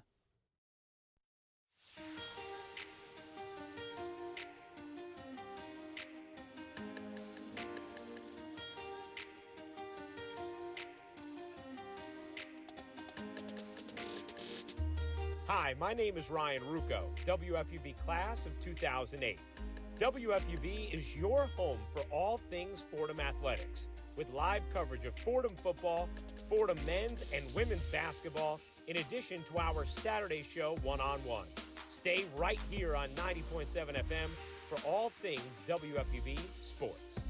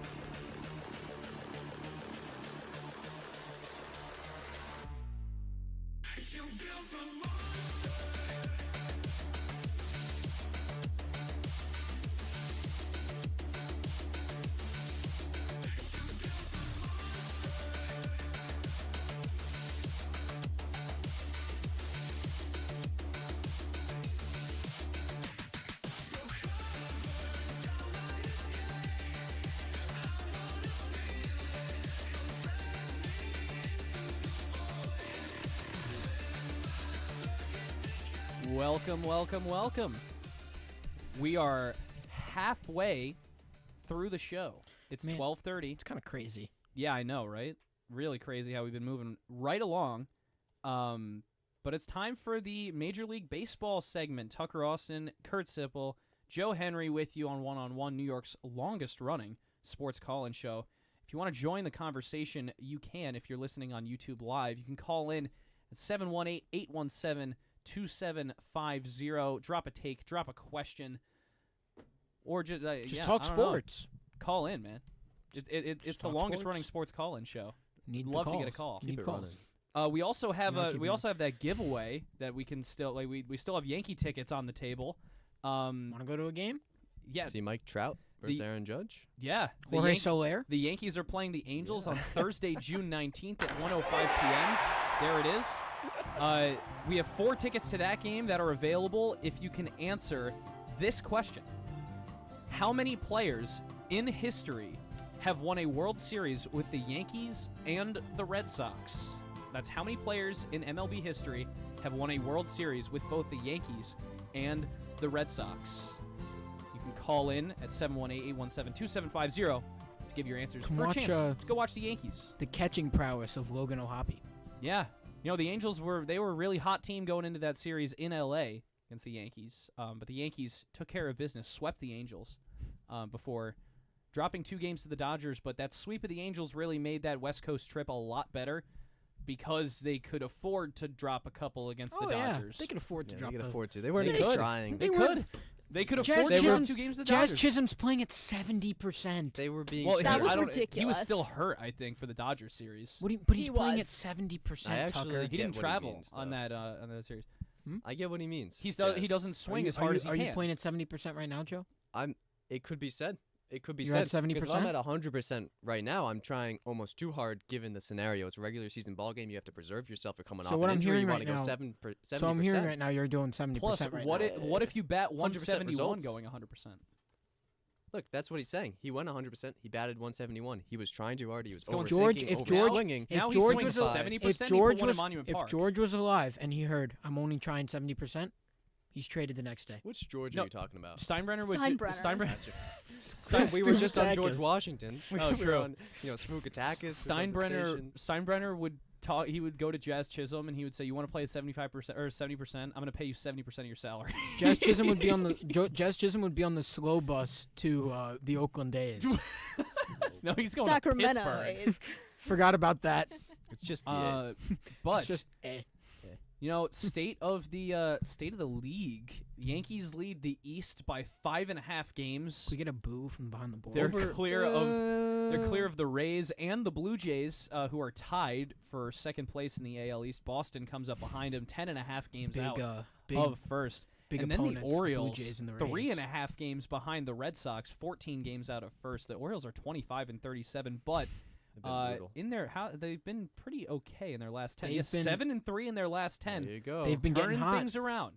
Certainly have the talent to do it. I will say briefly, the Tampa Bay Rays are a little better than people give them credit for. I don't think that this is a great team. I don't know if they make the playoffs. I don't think that they. I think it's beat hard the that they're Yankees playing in in the a East, AAA facility. but it maybe it makes it easier. But they've been playing some really good baseball of late. You know, I'll raise you this: if the A's make the World Series, not the World. Well, actually, A's they're or not- If the A's make the playoffs, I think it's a problem. if for we're the talking MLB. the Rays, I meant to say, Or the Rays, because yeah. we're talking about minor league ballparks. If the Rays make But the playoffs, if I'd also kind of have if the Rays a problem. made the playoffs, think about how cool it would be for a sellout 10,000 seat crowd of real fans, really excited to watch a postseason baseball game. How loud and raucous It's it not would going to get be in loud. there. That's the problem. I don't think it's actually It's going not to gonna be be that cool. I think loud. it's going to be kind It's of. gonna I think feel. it'd be It's cool. gonna feel like a spring training game in It's October, not- yeah. and the MLB is gonna But look I like. feel like very weird. Rob and not Manfred's great gonna look for like the a league. clown when it He plays would out look like like a that. clown, but he I gets think- off scot-free if the A's and the Rays both miss the playoffs and we don't have to deal with Sutter Health Field or George M. Steinbrenner Field in postseason baseball. But if there is a triple-A ballpark I think it would be on kind of national cool. TV in the playoffs, that is a problem for I Major think it would League be kind of Baseball, cool to have and that's damning the against fans Rob as Manfred. close and personal as they would be. Like the A's would have a whole outfield of It's like too close. the A's would have a whole outfield of like 10,000 people. Imagine sitting if the in Mets. the outfield. Imagine if the Mets played a playoff game at the Cyclone Stadium on Coney No. Island. I love that. we love MCU Park. MCU Park's awesome. But does it deserve a playoff game? No. Not at all. Exactly. Actually, neither does the Steinbrenner Field. the Neither Cyclones does might- Sutter Health Field. Actually, the Cyclones might get a playoff game pretty soon. They're the top in the. What are they playing? The Atlantic Division. well, yeah, that's good. It's Yes. good for high A playoffs. But I'm saying in general, I think that it could be, to defend it, I think that it could be kind of cool to see a game where everyone's really close, really excited. It can be like a kind of like a college environment. I don't know if it's to that degree because it's. This I is get what you're Major saying. League Baseball. Yes, I Here's- understand it was Major League Baseball, but like there are fan bases. I know that the A's and the Rockies, the A's and the Rays are not the teams that would Imagine be if that they way. played the Super Bowl at Moglia Stadium.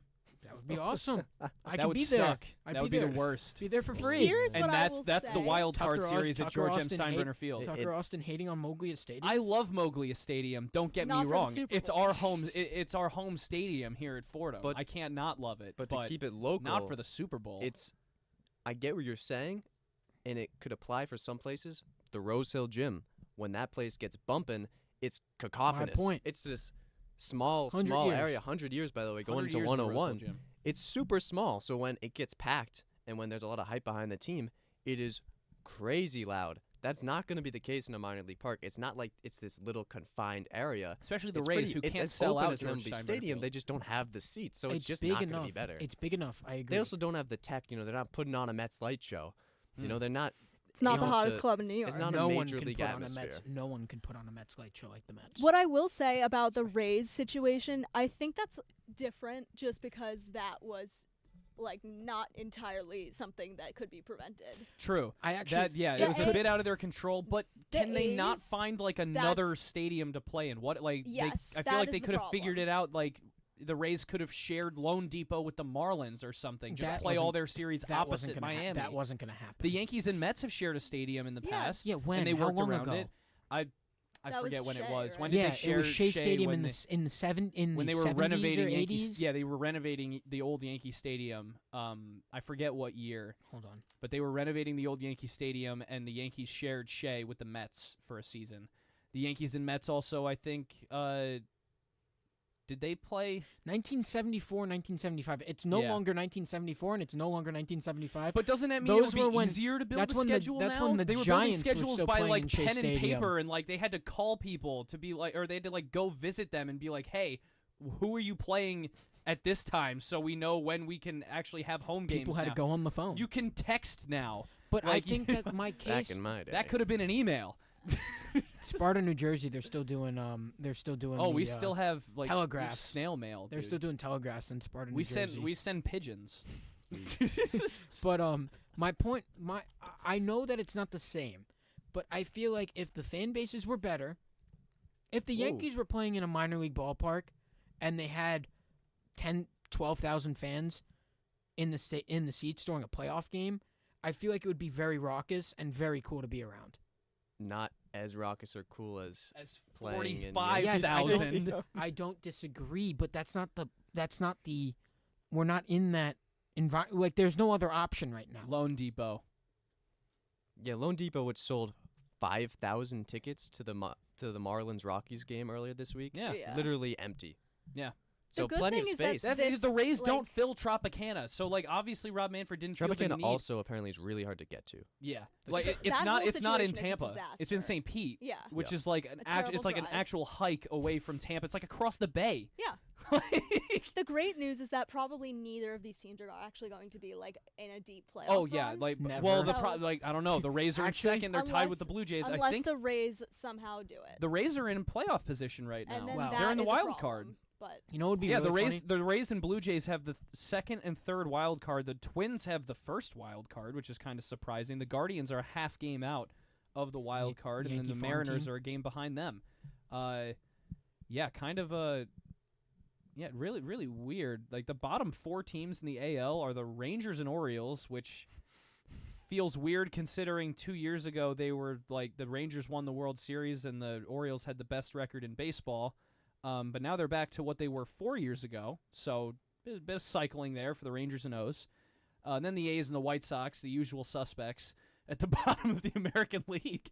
No other option for them. They can't go anywhere else. What's really baffling to me is I'm trying to find where are the Rockies have 12 wins. Yeah, the A's still have 4 more wins than the White Sox. So things have kind of things rebalanced again where the A's weren't they weren't worse. The White Sox aren't as bad as last year, but yeah, the Rockies are also terrible. 12 wins. What are we doing? We can't. What are we doing? We can't get back beating into somebody this. as they're I know. down. We did already talk about the Rockies. We can't do this. We can't do this. So We have to insane. shift. Our Colorado base of this radio station would be very Dude, upset. 2 people are really mad True. right now. I'm so sorry There's to big the city, Tucker Austin to the fans in city of Colorado that are Denver. no longer. I've been to Denver. no The longer city's your- really nice. They're no longer your fans, Tucker. I They like. just Okay, he's trying to talk I them up now. really like they the just city. threw out your photos that Coors they had on Field, your wall. Coors Field is really pretty. They had your That's great. posters. The They ball had arena t-shirts looked with kinda your face cool. on it.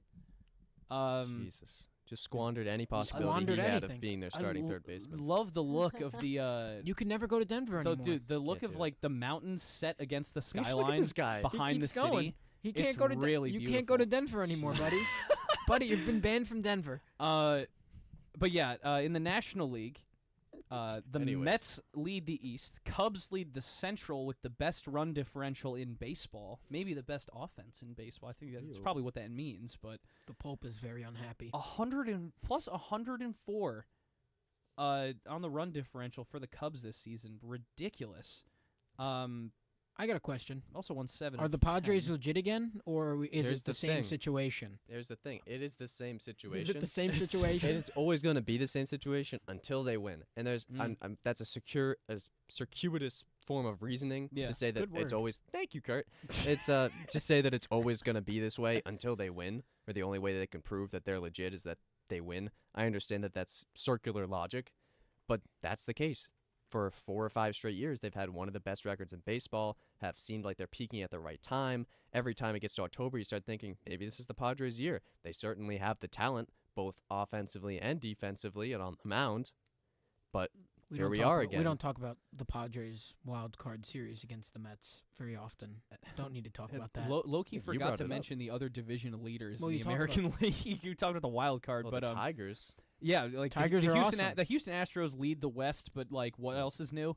The Detroit Tigers have the best record in baseball. I believe it's the best record It in baseball. is. It is.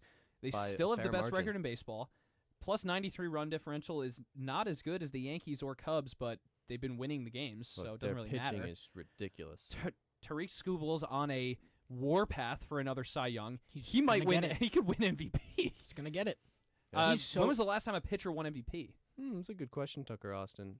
Play that trivia music, Grace. It could be Verlander, and if it's Verlander, Verlander. was that as a Tiger? One second. We're gonna look. Wow, that would be interesting. Okay. Oh, that's very interesting. Last time it happened, 2014. 2014. Verlander? David Price. Verlander it? Tigers? Kershaw. Yes. Kershaw Dodgers. Dodgers. Wow. Then it was 13, Verlander in 13. 2011. Oh, Then it was because he was on the cover of 2K12. yeah. We're gonna What? Yeah. That's why. No, he was. Verlander as a I know Tiger was he on the was. cover of MLB Believe me, I know he 2K12 was. because he won MVP in 2011. My dad could dig that up in the basement right now.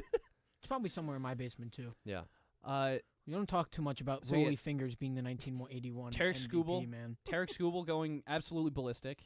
I mean, he throws 99 as a left-hander. What do you even do He's- with that? He's disgusting. awesome. That's what. Again, shout out my fantasy team. Yeah. Shout him out, Kurt. Twins, Shout him out. Twins trail in the Central by 7 games. It's a 7-game lead now I mean, for the that's Tigers. not a team that wows me. The In Guardians are June. the team that should compete more. But I don't think. Oh, that the for Twins sure, are, yeah. But also, don't forget about the Royals. The Royals are really And- banged up right now. They're Yeah. getting a lot of pitching back in the next month or so. Yep. And they're Kind of- only a game and a half out of the wild card, a game behind the Guardians. So That's another team. That's another team that's always like, are they legit? yeah, Are they not? if the Tigers come back to earth, as the season goes on, the Twins, Guardians, and Royals should all be in position Actually, to compete for the Central. the I like American the League Twins the least of those three. The American League Central is the they're in hardest. I don't know why they're up there. American League Central is the hardest division in baseball. NL West? Okay, whoa. It's NL not the hardest division in baseball. Well, not the hardest division. I'm for sorry. the teams For within the AL? for the teams in the Central. That's what I mean. The Central is the hardest for them to win. Yeah. because they're teams from the Central. That's what I mean. Like I if, I if, the worded Yan- it if you wrong. plug the Yankees into the Okay, Central, they're buddy. going to destroy. Like you plug the Rays into the Central, they probably run the show. Plug the Astros Well, into the Central, plug the Mariners let's into the not- Central, let's they're not running discount the Detroit. show. I am going to I discount still think Detroit. in the AL, I still think you're discounting Detroit. They're going to beat you guys in the playoffs. The Yankees are going to beat them in the True. playoffs. You out of your mind? Having All Tarek right. Scooble on the mound. Yeah, he Aaron can Judge- only pitch a postseason? maximum of 3 You games in think the that series. Jake Diekman, and that's if he's Jake on short rest. Jake Diekman struck out Aaron Judge in a series, man. I don't know. I think Tarek Skubal can do Shout it a out few times. Red Sox legend Jake Diekman. I think he can strike out Aaron Judge a few times. But yeah, Dodgers lead the West, of course, as usual. West is crazy. Even Wild if you look card, down at a wild team card like in the West. Diamondbacks. Yeah, Phillies have the top spot in the Forget wild about card. The Diamondbacks. They're Everyone trailing the does. Mets, and I think the Phillies are coming. They have a really good starting rotation. Sure. The batting Stop. order hasn't really changed from last season, but it's It still hasn't really changed really in good. how many seasons for the Phillies? Yeah, probably a while. But why? Because they're pretty good. Need Alec Boehm to start going off, huh? Boehm has been playing pretty But how about pretty the well past Giants month. too? The San Francisco Giants on that. They're on that trend Great of like pitching one staff. year they're bad, one year they're good, and they're on the Yeah, good year they've been this doing year. that for decades. So man. yeah, Giants in playoff position. Jung-Hoo Cardinals a half game out of the wild they've card. been a huge surprise. St. Louis are old heads over there. It's a retirement home, even worse than the Yankees, but they still look good. Milwaukee Brewers have been hot recently, 8-2 in their last 10. Diamondbacks fell off a little bit. They're back to earth and sitting right next to the Cincinnati Reds. So that pretty much tells you where But the they've Diamondbacks got are at. Marte coming back. They have way more talent in their lineup than That's true. is Giving them too indicated much by the credit. stat sheet. They're not in the right spot in the standings right now. No doubt. And they sit at 500. They should get better. Losing Corbin Burns hurts That is a very brutal much. blow. So they're going to have a hard time finding pitching. But But that lineup, it's crazy that they Yeah. haven't had more production. They've been the issue has been the pitching for them. They've had a lot of. They had a game the other day where I think they came back from like a 9-run or 8-run deficit or something against Atlanta. They won like 11-10 or something. yes, Those are the kind of games I was this watching team that is in. game. I couldn't believe the Diamondbacks wound up winning. Yeah. Because while I was watching, the Braves were in the lead like handedly, and I was 'Cause they like, have okay, the they're just Braves- waiting for this game to end. The Braves are not Offensively, legit. Offensively, they have Corbin Carroll, Josh Naylor, Eugenio Suarez, Lourdes Gurriel. Ketel Marte just came back from injury. He was second or Dude, third in MVP last Eugenio year. Suarez started this season blistering hot. Yeah. When the Yankees played the Diamondbacks, Eugenio Suarez burned the Yankees multiple times. But on the pitching side, pretty much all of their guys, except maybe Merrill Kelly, have taken a step downward. Zach Gallen has not proved to be what it seemed like he was when he surprised came about into the league. that. I thought Brandon he would really Pfaadt was solidify. seen as a sleeper to be a really good starting pitcher this year. He's really struggled in the past month. Corbin Burns is out for the year. Eduardo Rodriguez, my GOAT, has struggled. Erod, another Red Sox They have legend. a lot more questions than answers, specifically in the starting rotation. I think that's going to hamper their chances of finding a way to a wild card spot in what is a pretty loaded National League this year. And that is just about going to wrap things up. Ran a little long in the MLB segment, but Happens. I think we covered the whole league. We covered State a of lot the of teams in league. the We league. just kept it's talking. State of the league, yeah. That is the state of baseball right now. On the other side of another short break, we're going to talk puck. Stanley Cup Oh, boy. Finals. Grace McCarron hopping behind the mic from behind the glass. We'll be right back with more one-on-one on 90.7 FM WFUV Sports.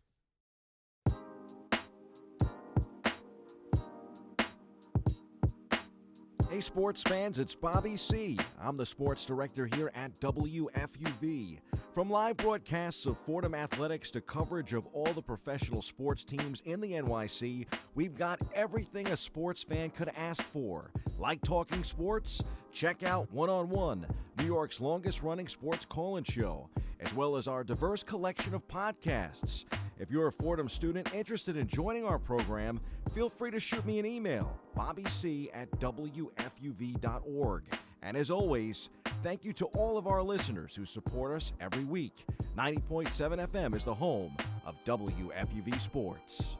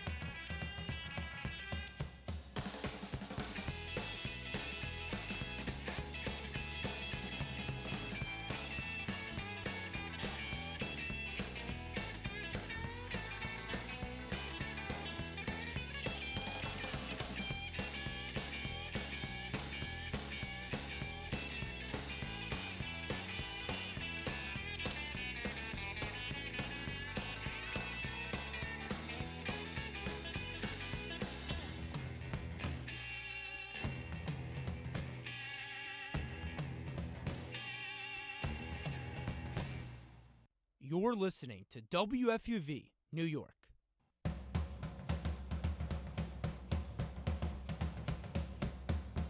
Suppose Kurt will come back. Welcome back to One on One, New York's longest running sports call-in show. Kurt will be back in a moment, I believe. Yes. Grace McCarron is here, our radio producer today, jumping behind the mic for the hockey segment. Really quick, Grace, how you doing so far? I'm good. Having a lot of fun behind the board. That was a good baseball conversation. I'm so excited to talk about this series. It's a lot of fun. Excited to see what happens the rest of the way, too, because this could absolutely go another 7 games. This series is insane. I mean, overtime in game 1. Yeah. It's already good enough. Like, Yeah. you got the storyline with the rematch, Connor McDavid on a revenge tour, the Oilers playing for injured Zach Hyman. Yeah. Playoff Skinner is back. Skinner. But then the Panthers, not only are they pretty much the same team from last year, but they also added several guys at the deadline, including the guy who was the game changer in game 2, who scored the overtime goal. Yeah. Brad Marchand. Yeah. And I couldn't believe it was Marchand. When Me I finally saw that schnoz of his on my screen, I was like, hello. There he is. It's that rat Brad Marchand did it again. You know what I was upset about with that goal? It felt like the ending to that game, it felt like it needed more. Not a like it should have been like a 5-on-5, like really tough goal. Really tough goal at the end. Yeah, not a breakaway. It really felt like, because it also wasn't, everyone wasn't really sure if it scored or not either. That's true. It really didn't feel but like. when you watch the replay, it was filthy. I don't want to think about it. With it going 5-hole is absolutely gross. In overtime, And it in the made it Stanley even Cup worse that it final. was Stuart Skinner, man. Well, Dude. I mean, it's unsurprising that it was goat. Stuart Skinner.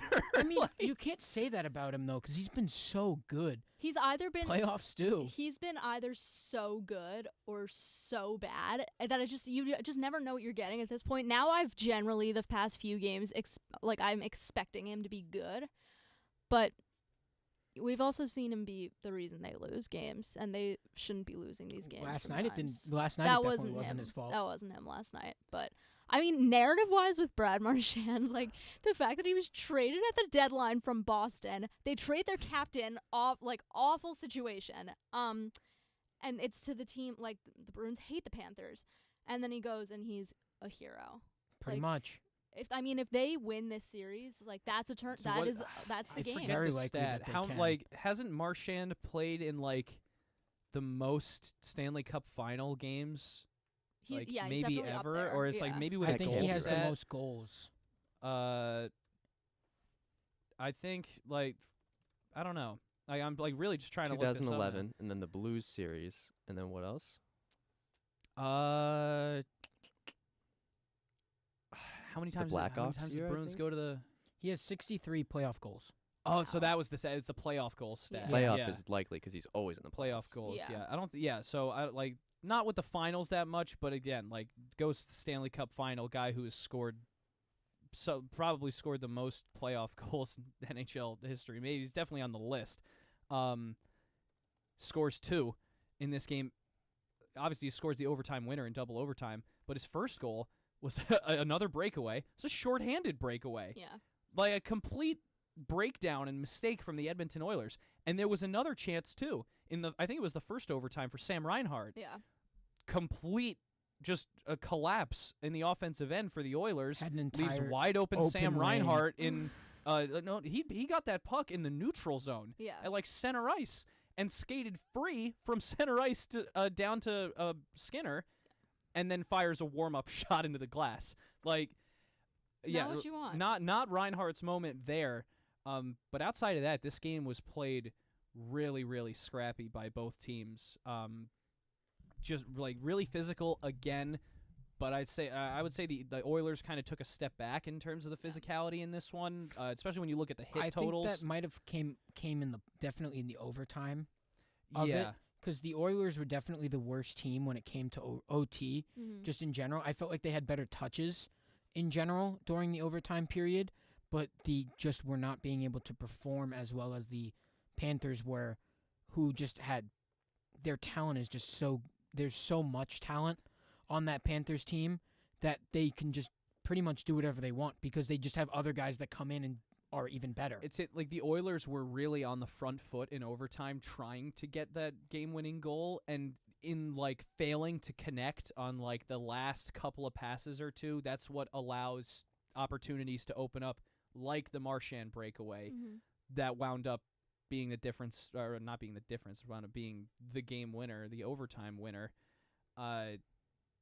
Still, like, so like the Oilers still played a really, really good game in this one too. That's why I think like this is it's perfect that the series is tied 1-1 because the Oilers did not like they didn't get obliterated by the Panthers. The only reason I say that is because the Panthers tend to, like, in their wins, they tend to really win. Oh yeah, we saw that Carolina series. Yeah, like, saw it in the Toronto series. Like they don't care if they don't care if they're in Toronto. They will destroy you.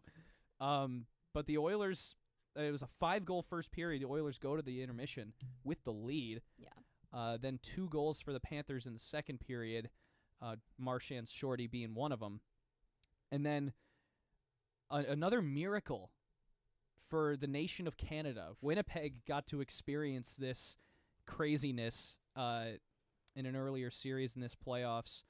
Last second goal. How much time was on the clock for that Winnipeg goal? I think it was like 0.6, right? Yeah. It was less than a second. It was unbelievable. There was plenty of seconds left in this third period, but it was 17 seconds when Corey Perry scored. The goalie was out, like, last-ditch effort to try and tie the game, and it was probably the craziest the fans in Edmonton got the whole night. I mean, I would get pretty crazy if that happened. It's unbelievable. Still, I don't think anything's going to match that Winnipeg 0.6. Like, that's lose your mind. That you remember, energy. like, as a hockey fan, you remember where you were for that kind of thing. Yeah. Like, it was unreal. First OT goes completely, obviously goes scoreless. Somebody would have won. But I mean, it almost went. That almost goal yeah. that got saved. A lot of almost goals. I don't even know if that was Skinner's. The puck's really hovering near the line. That wasn't really Skinner's. Like, he didn't save that goal. It was the goalpost that helped that goal out for Skinner at the end, because I don't even remember who shot it. But that almost over the line, that almost, like, it looked like it was about to be over the line. That goal, and that should have probably ended the overtime series. Oh, I know that. Yeah, you know what I'm it was talking like about. it was sitting like almost on the goal line. On the goal line. Yeah. And that should have probably ended that game where it was, just because of how close it was to going in. But these teams just so scrappy that it doesn't happen. And I think that's also just credit to how good, like I said, the Panthers' depth is.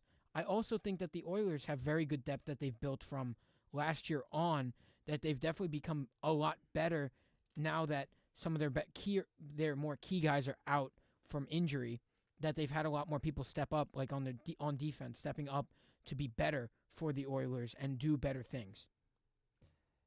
And just two really good games to start this series. The rest is going to be absolute It goes to cinema. 7. I don't see any way this doesn't go to 7 games. Yeah, it just trade blows all the way through. Yeah. And then that Connor makes perfect McDavid sense. rises in the 7th game. And Speaking of Connor McDavid, what's 3 gonna assists in game 2, but I want to highlight one in particular Mhm. because the Oilers' power play still firing. They scored again on the man advantage. It was at the end of the first period, or not the end of the first period, like 8 minutes to go in the first period, and Oilers' power play, it's already 2-2 at this point. Connor McDavid, he showed us again why he's McJesus, really. There's no other way to explain it. He, toe drag through 2 defenders. It makes Aaron Ekblad look like a toddler trying to skate for the first time. And then literally a perfect one-touch pass to Draisaitl for a one-timer to go up 3-2. If you saw it, you know how, like, the high-five line, like the fist bump lines? Yeah. He went first in that fist bump line. Usually it's the McDavid? guy that scores the goal. He went first because it was pretty much created the entire goal. Yeah. It was pretty much his goal because he put the entire offense on his back that entire way through. Evan Bouchard also playing much better, which was a problem for the Oilers last season. They weren't getting production out of Bouchard that they would have liked. Bouchard scored the second goal for the Oilers, his 7th of the postseason now, which is pretty interesting. But Bouchard looked real. He was hot the rest of the game too. He was still putting shots on net. He didn't get another one by Bobrovsky, but he was still making them work.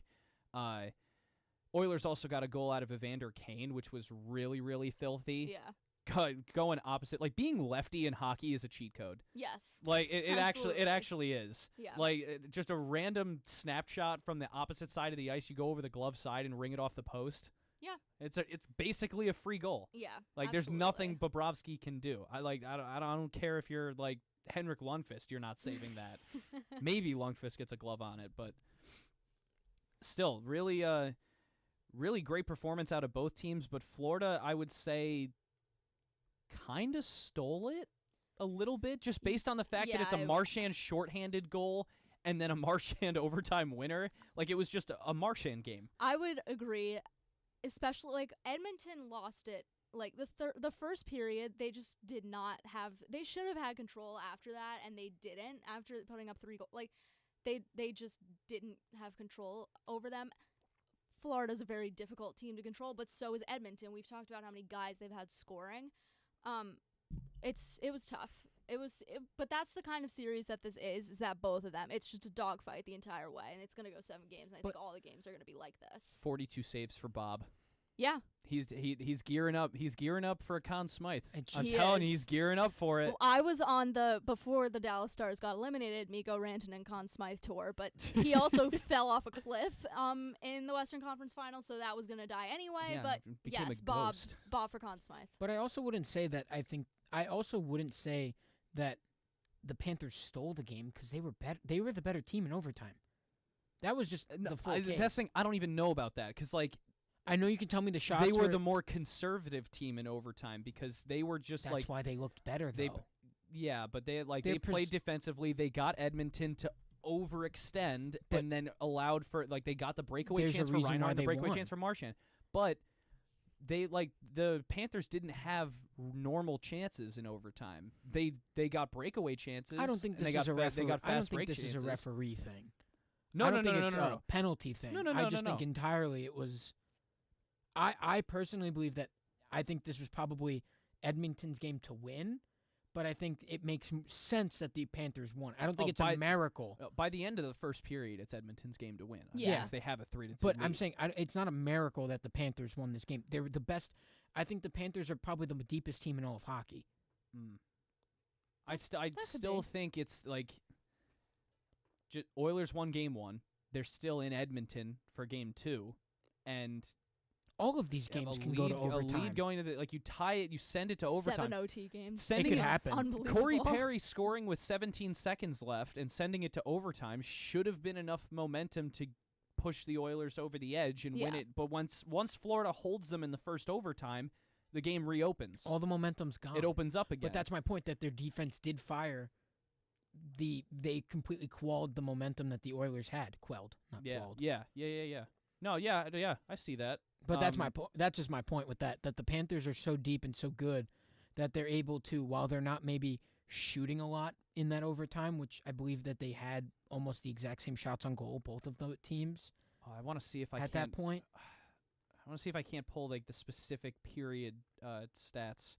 I'm just saying they're 42-46, and the Panthers had less shots than the Oilers. My in the thing OT? here is that's in general. Or in the whole game. Yeah. My thing here is, like, now Florida has the momentum going back to Florida, and I'm like Edmonton as like a hockey environment is really up there for best in the league.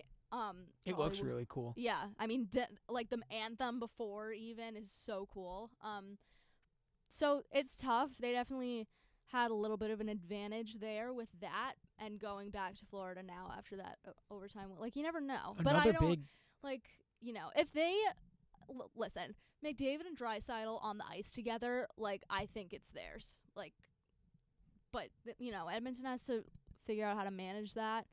Their defense has to be better. Their defense does have to be better because Florida is going to capitalize on weak defense. And you have to hope that Stuart Skinner still stays the GOAT.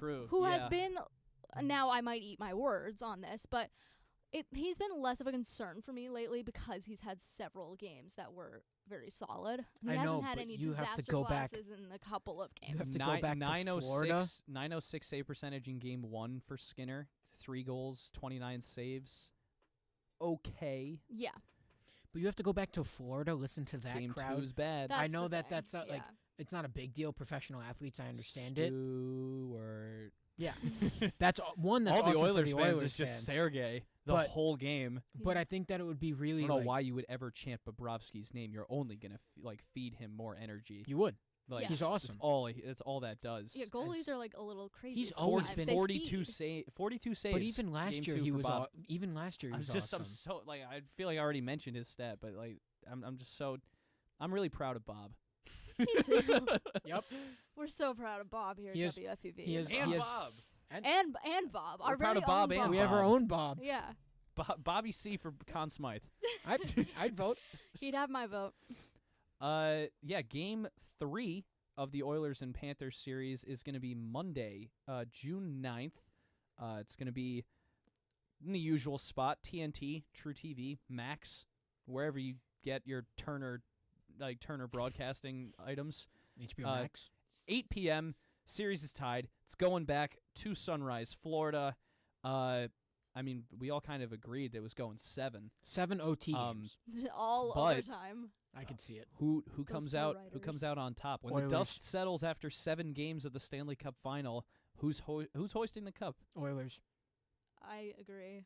Oilers. I really hope that's right. Well, Who would want the Panthers to hoist the cup? I've been on this hill since Other I've been Canada on this hill fans. since the first round, and I've said it on many a podcast and one-on-one 2 weeks ago. Ever since the Florida Panthers beat the Lightning the way that they did, That's true. I said Florida's going to win it again. Not happening. And so they shall. I have the Florida Panthers in 7 games because they don't care about the fact that Game 7's in Edmonton. They will not.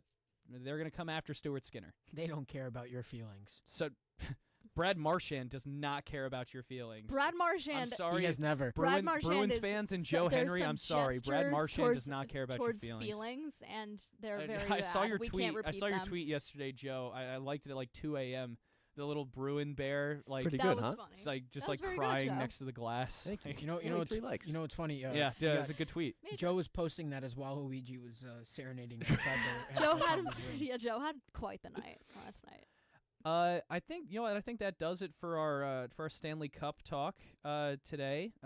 Thanks, Grace, very much for hopping behind the mic for this segment, and shout out Kurt for becoming a puck knower, Trying. becoming a puck enjoyer. We all gotta start Trying. somewhere. We do. The Stanley Cup playoffs are the perfect. I mean, the finals are perfect time, but So I much think fun. the playoffs in general are just the perfect time. Stanley If you Cup's a have fun someone time. you want to get into hockey, show them playoff hockey, and they will understand. Yeah.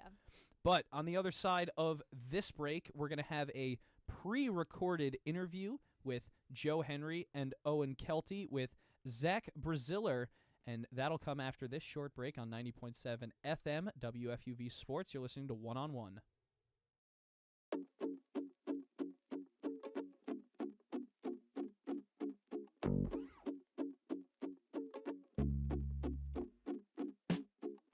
Hi, I'm Grace McCarran, and I'm one of your 2025 New York Mets beat reporters for WFUV Sports. Follow along on X at Grace McCarran_ for live game updates, features, and other inside content live from Queens all season long. From Lindor's leadoff blasts to polar bear bombs by Pete Alonso, WFUV Sports has you covered every step of the way as the Mets make the charge towards October. WFUV is your home for New York sports.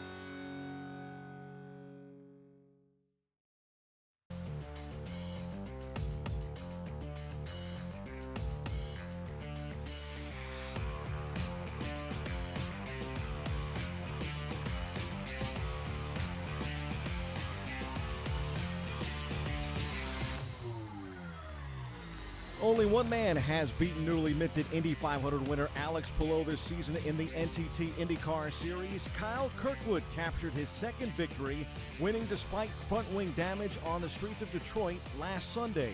He pulled away on a late restart. Both wins have come on street courses. Kirkwood also won at Long Beach in April. Here's Kirkwood on his latest victory. I mean, a huge day in general for Andretti Global and the 27 crew, you know. We've had a hell of a couple weeks, not going to lie. And, you know, this is an exclamation point on everything that we've done. You know, Andretti's phenomenal at street courses, and it's so good to capitalize on it. I felt pretty robbed of a couple wins here the past couple of years, where I felt like we definitely should have won, and we've had pace on everyone. And finally this year we were able to get it done.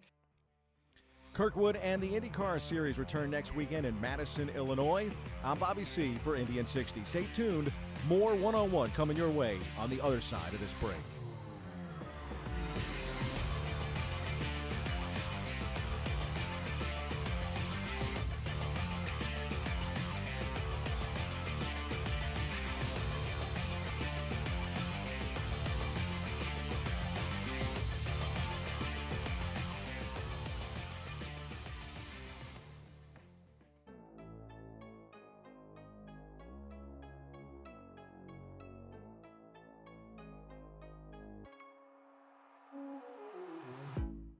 Hey, this is Chris Carino, Fordham and WFUV class of 1992. WFUV is your home for all things Fordham athletics, with live coverage of Fordham football, Fordham men's and women's basketball, in addition to our Saturday show, One-on-One. Stay right here on 90.7 FM for all things WFUV sports.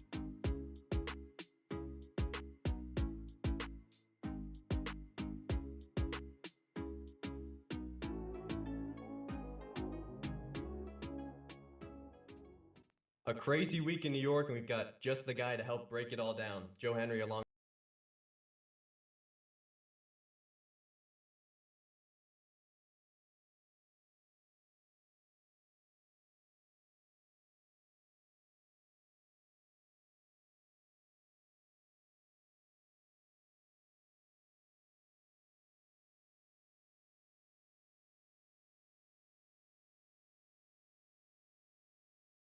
A few days ago, an unceremonious end to what was a pretty historic season, their first ECF appearance since 2000, but all that feels like eons ago because of what broke out just a couple days ago. The New York Knicks have fired head coach Tom Thibodeau after 5 seasons. One of the most polarizing front office decisions, I think, in the NBA in some time. What was your reaction to that, and just how do you feel in general about the move? Yeah, I was surprised. I think the consensus was kind of that, if they lost to the Pistons, probably would move on. If they, if it was a one-side loss to the Celtics, 50-50. But when they get to the conference finals, you kind of thought he would stay. Yeah, I was surprised. And, there are reports now today that they're going to request permission to talk to Jason Kidd. My issue with the move is there isn't a clear upgrade. Like, I think Thibodeau is a top 10 coach in the league. I'm not saying he's top 2 or 3. I'm not saying he's Eric Spoelstra or, someone of that ilk, maybe not Steve Kerr, but the names you're hearing, I don't necessarily think are upgrades. I mean, you're talking about, you hear Johnny Bryant, Taylor Jenkins, I hate the idea of hiring an assistant who's never been a head coach. I mean, the expectations for this team next year are huge. It's like you have to at least get back to the conference finals, especially with the Celtics probably not having Tatum next year. So I don't see the necessarily upgrade automatically. I know some people think Thibodeau is holding this team back. Maybe the offense was a little archaic, but I don't know. I'm a little skeptical they're going to end up with a better coach. Yeah, you also mentioned, I feel like it was for the whole fan base, even everyone was, if they lost to the Pistons or if they got blown out by the Celtics, that would be it for him. Is there anything you saw in the conference finals that you think was the nail in the coffin for him? Because it always felt like if he even got there, that would be a successful season. So what in that series do you think kind of made them make this decision to fire him? I think when you fire a coach, I don't think it's ever one thing. I don't think it's we did beat the Pacers and, I think it was probably there were people in that front office. I don't think Leon Rose, but there are people in that front office you hear that that didn't love him, that felt that they needed a different direction, that maybe felt that they weren't maximizing their talent. I disagree with that. But you hear that, I mean, I don't think it was like one thing. Now I think Leon Rose has to take some heat for, I mean, their two best players are non-defenders, and that's what killed them against the Pacers. Is you have Brunson and Cat, and neither guy is a good defender, and that's really, they're not losing these. I know everyone's saying, well, they're not losing these games because they're offense. They were losing these games because their defense, because their transition defense, because they couldn't stop slow Siakam. And to me, that's whoever the next coach is. That's going to be a big question. Is like, how do you get to the next level when your two best players are defensive liabilities? I know there were questions like playing cat and drop coverage and isn't best suited for him. You've heard that. But yeah, I mean, I think the next coach is going to have some major questions about how do you get this team to be the next level when you have kind of two one-dimensional players. As much as I love Brunson, he's small, he's not all that athletic. He struggles on the defensive end, and you saw the Pacers hunt both Towns and Brunson and really hurt the Knicks that way. Yeah. I think there's one thing that Knicks fans point to most when complaining about Thibodeau and folks who are approving of this coaching switch is his use of players, the rotation, the lack of rest that players get, especially as the playoffs wane on, reluctance to switch up the lineup, didn't do so until the ECF, bringing in a guy like DeLon Wright, Landry Shamet. Is that for you a big enough contributor? Do you think that was a big reason why they moved on from him? Do you think that that's something that's being overblown? Is that something that is his coaching philosophy in that sense something that you approved of, or is that something that you think could have been improved and maybe would have made a difference in that Indiana series? I mean, it's DeLon Wright and Landry Shamet. Like, let's not act like they have this loaded bench and he refused to play it. I mean, when they traded Towns, they hurt their depth. They traded 2 for 1, and they really hurt their depth. And like, yes, Landry Shamet and DeLon Wright had some nice moments against the Pacers. There's no question about that. But this idea that the Knicks were too run down to deal with the Pacers and it was because guys were playing too many minutes, to me, is ridiculous. Like, the Pacers are just a more athletic, deeper team. And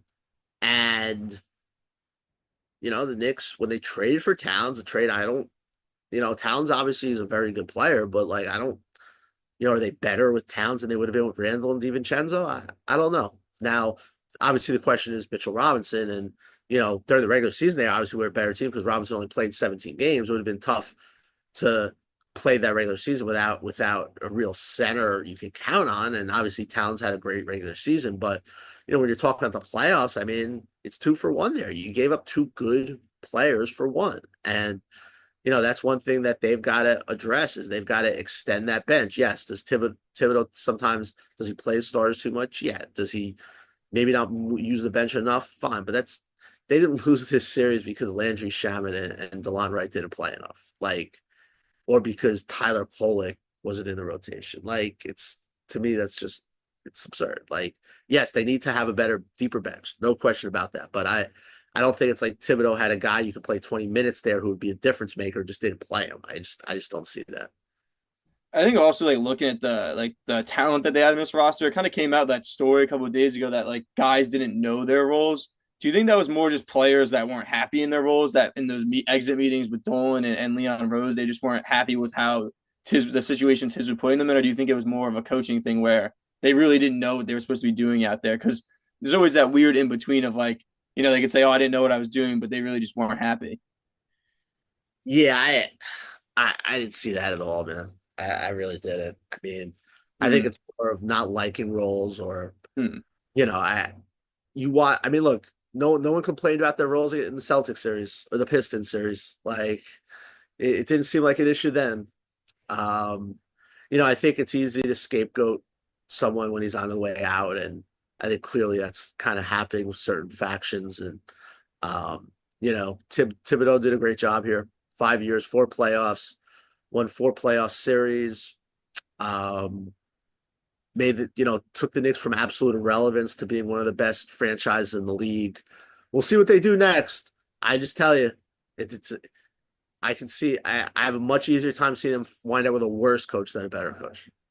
Yeah, let's talk about what comes next. You already listed a couple names, and there's a bunch in the rumor mill. You talked about Taylor Jenkins. Johnny Bryant was an assistant in New York until this past year. Other guys mentioned Jay Wright, Dan Hurley on the college side, Michael Malone, JVG, Budenholzer. Any of those names you really like? Anyone you think might be the favorite for the job? Anyone that's your favorite for the job? Yeah, I don't think Jay Wright's going to coach again. I don't see that happen. I know his guys are here. I don't think that will happen. Um, Danny Hurley, I don't think the Knicks have any interest in. Doesn't sound like Danny wants to go to the NBA anyway. I don't think the NBA fits him at all.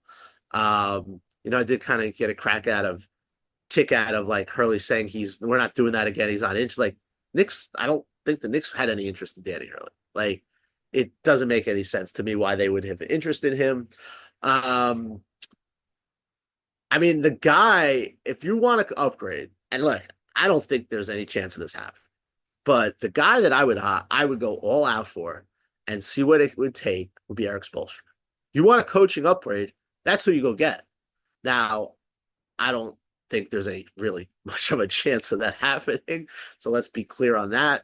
But that would be the guy that I would really try to go hard after. I mean, Jason Kidd would be okay. He's got experience. He's obviously knows this area.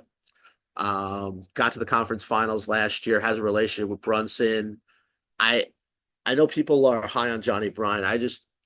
I'm very wary of hiring an assistant coach without any head coaching experience for a job like this that's going to have immense pressure, scrutiny, incredibly high expectations. I don't think Jenkins would be a bad move. He's pretty successful in Memphis before being at odds with the GM there, and obviously dealt with a ton of injuries and other stuff with John Morant. Budenholzer is kind of more of a retread. I don't love the idea of that, but I would still prefer someone like him over an assistant who hasn't been, doesn't have any experience. But in terms of guys available, probably Kidd or Jenkins would be my top two guys that you can get. But if we're in fantasy land, I would love them to get Eric Spoelstra, but I just don't know how realistic that is. Yeah, I mean, you mentioned like the high pressure too of coaching in New York. Like, how like intriguing is this job? You think I mean, you have a team with all this talent that just went to the Eastern Conference Finals, but it's also Thibodeau just got fired after 5 successful seasons. So like looking at other coaches around the league, especially a guy like Jason Kidd who would have to like resign or get traded. Like, how intriguing is this job? You think to other coaches? I think it depends on the personality. I definitely think it's an intriguing job. And look, it's the NBA. I think most people don't, most coaches don't last more than 4 or 5 years. It's just the way of the NBA. I could see someone being wary of it, but I also could see someone with a big personality being like, well, that's the life of this thing. I can go there and win a title. And that's the thing. Like this is a franchise that hasn't won a title since 1973. You're the coach to win a championship with the Knicks. You're immortalized forever. So I think that's also a factor. And, you have some really good pieces and they're obviously going to build out their depth a little bit. That's something they have to do. I don't think there's any question about that. So yeah, I think it depends on the person, but I do think it's a very appealing job.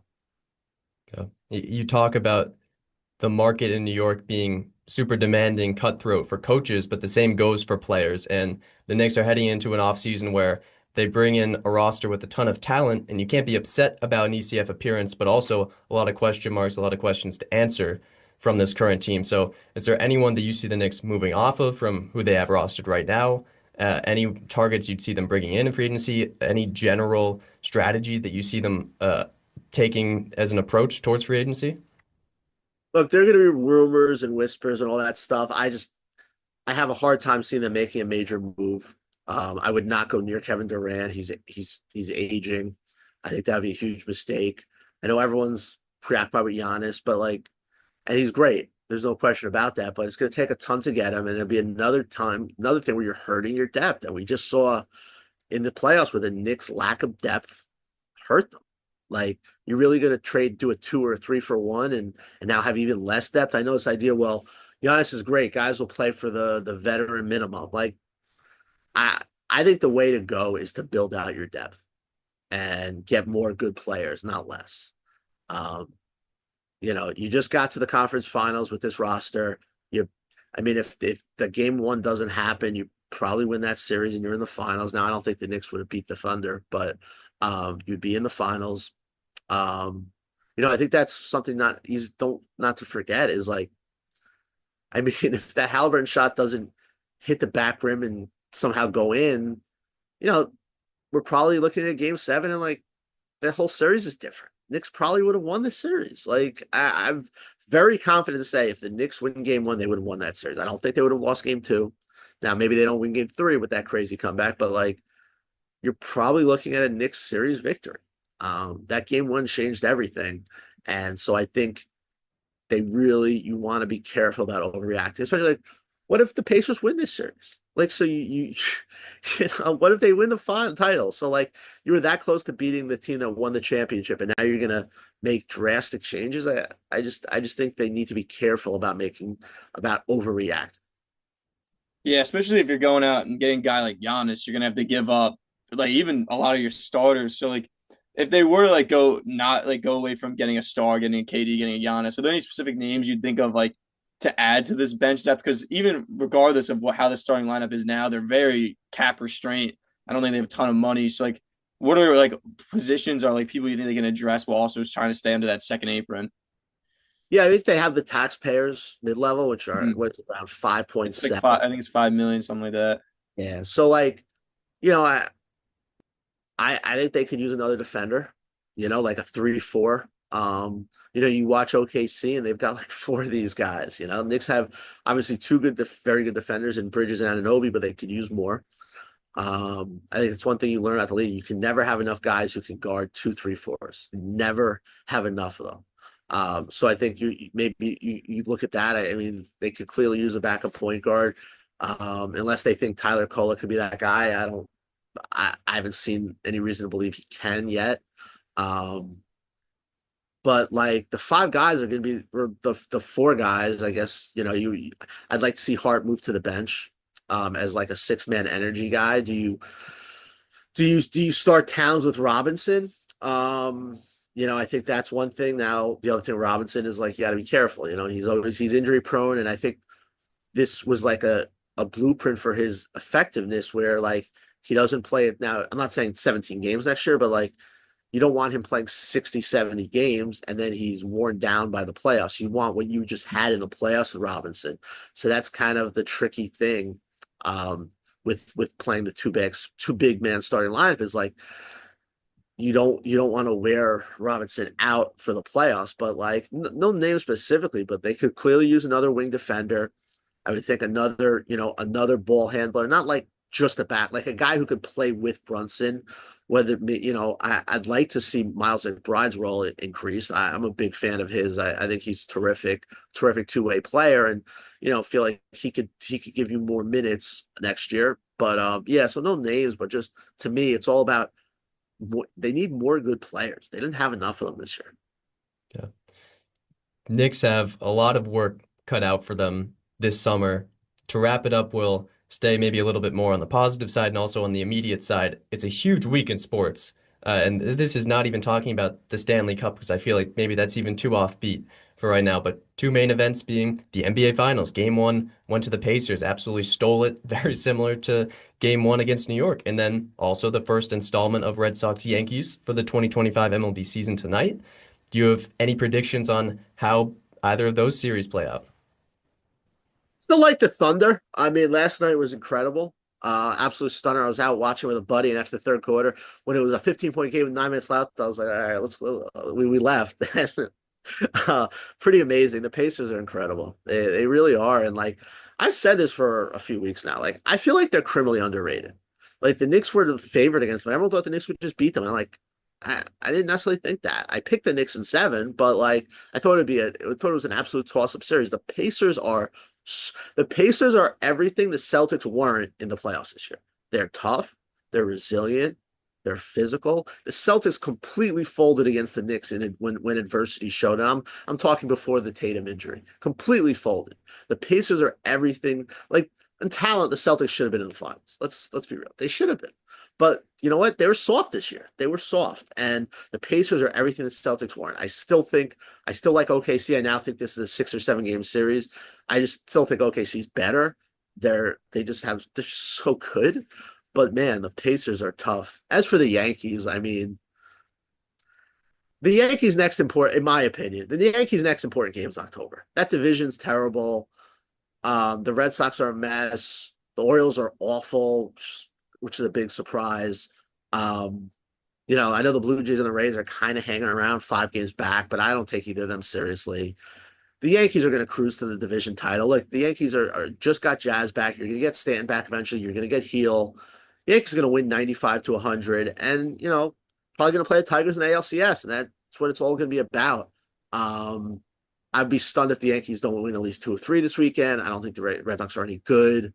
I know the Yankees can be kind of up and down a little bit with that lineup. Now you don't have Weaver, so there's some questions at the back end, but I mean, the division's a mess.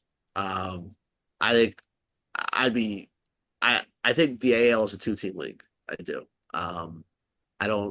The Guardians have good pitching. We all saw this week they can't hit.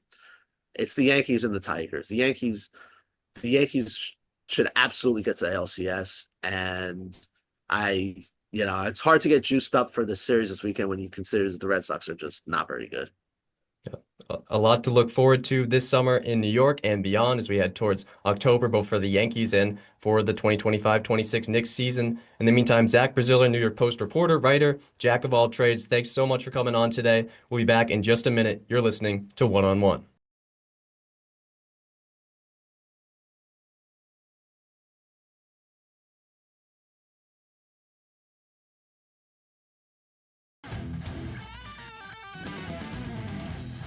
What's up, everybody? It's Tucker Austin, one of WFUV Sports' New York Yankees beat reporters in 2025. Aaron Judge and company are hungry to return to the Fall Classic to avenge their defeat last season. Follow me on X at @Taustin_24 for live game updates, video recaps, and more as the Bronx Bombers chase their 28th World Series championship. WFUV Sports is your home for everything New York Yankees.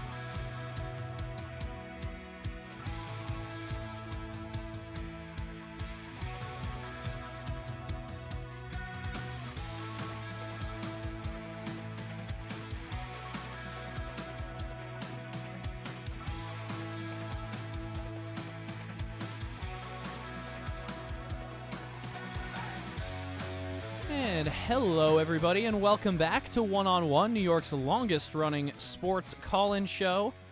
I'm Tucker Austin, joined by Kurt Sippel, Joe Henry, and our sports director here at WFUV, Bobby Chaffardini. Big stuff. In the studio today with us to talk some NFL. We've got some off-season discussion.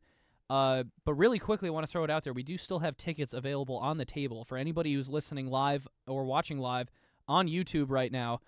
We have 4 tickets available to the Yankees and the Angels game on Thursday, June 19th at 1:05 p.m. If you can answer this question correctly, how many players in history have won a World Series with the Yankees and the Red Sox? You can call in at 718-817-2750 with your answer. That's 718-817-2750. Which player, or how many players, have won a World Series with both the Red Sox and the Yankees? That's baseball stuff. We've done baseball already. It's time for football. Can I say quickly? Yeah. It's kind of weird to think about because the Red Sox had that really long drought. So it's either a player from 1920 or a player from 2008. Well, I mean, it's how many players. I know, but I I'm almost just said saying- which player, I'm which is just just saying- not the question at I'm all. just saying in general. It could be 12 players from 1920 or 2008. That's true. I have a feel. I already know. Well, no, I don't know if did he even win a World Series with the Yankees? I don't remember. All right, I'm trying to think of like one player, not how many. I'm just trying to think of the one. But keep it anonymous. Regardless, let's move into this NFL segment because I mean, there's one kind of elephant bit of news from the NFL in the past couple of days. Aaron Rodgers has reportedly finally made his decision about where he's going to play. As far as everyone in the world knew from Twitter, or X, I should say, A-Rod is on a plane, or was on a plane, to Pittsburgh. He's probably in Pittsburgh right now, getting ready to sign a contract before the start of mandatory minicamp. But I guess we'll start right there. In Egypt for mandatory minicamp. Aaron Rodgers to the Pittsburgh Steelers. What's that doing for Pittsburgh? We kind of had a feeling this was going to happen, because the talk has been about where Aaron Rodgers is going to land. I mean, the Giants were on that list for a little while before they went and got Russell Wilson and Jameis Winston. It was not Aaron Rodgers.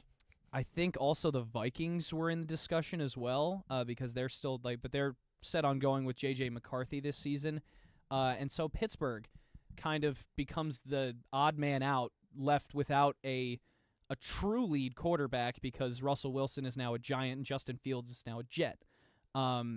So what does A-Rod bring to the table, I guess, for this Steelers team? Well, I think for the Steelers, it brings a legitimate arm that they've had mid-arm since Ben Roethlisberger has retired. They haven't really, their quarterback room has been lackluster.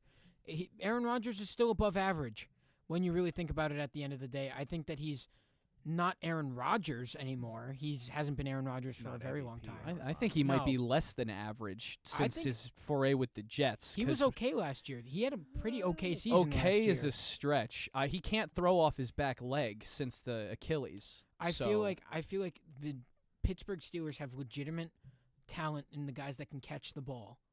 Oh yeah, they're stacked offensively. Do you have it in front of you, Joe? New York, they're stacked. Are you being sarcastic or are you being serious? No, I'm this is what I was saying about this graphic. Metcalf? The Steelers actually have pretty decent weapons on offense, even for losing George Pickens, who I think DK Metcalf is a better receiver than George Pickens. Yeah. So But the Jets had a better receiving core last year, and the Jets were the 24th ranked. But I mean, in the league. You go between Garrett Wilson and Devontae Adams, Mike Williams. Mike Williams was in there as well. That was sort of my stipulation with this, was that Aaron Rodgers he cannot play like he did when he was a Jet.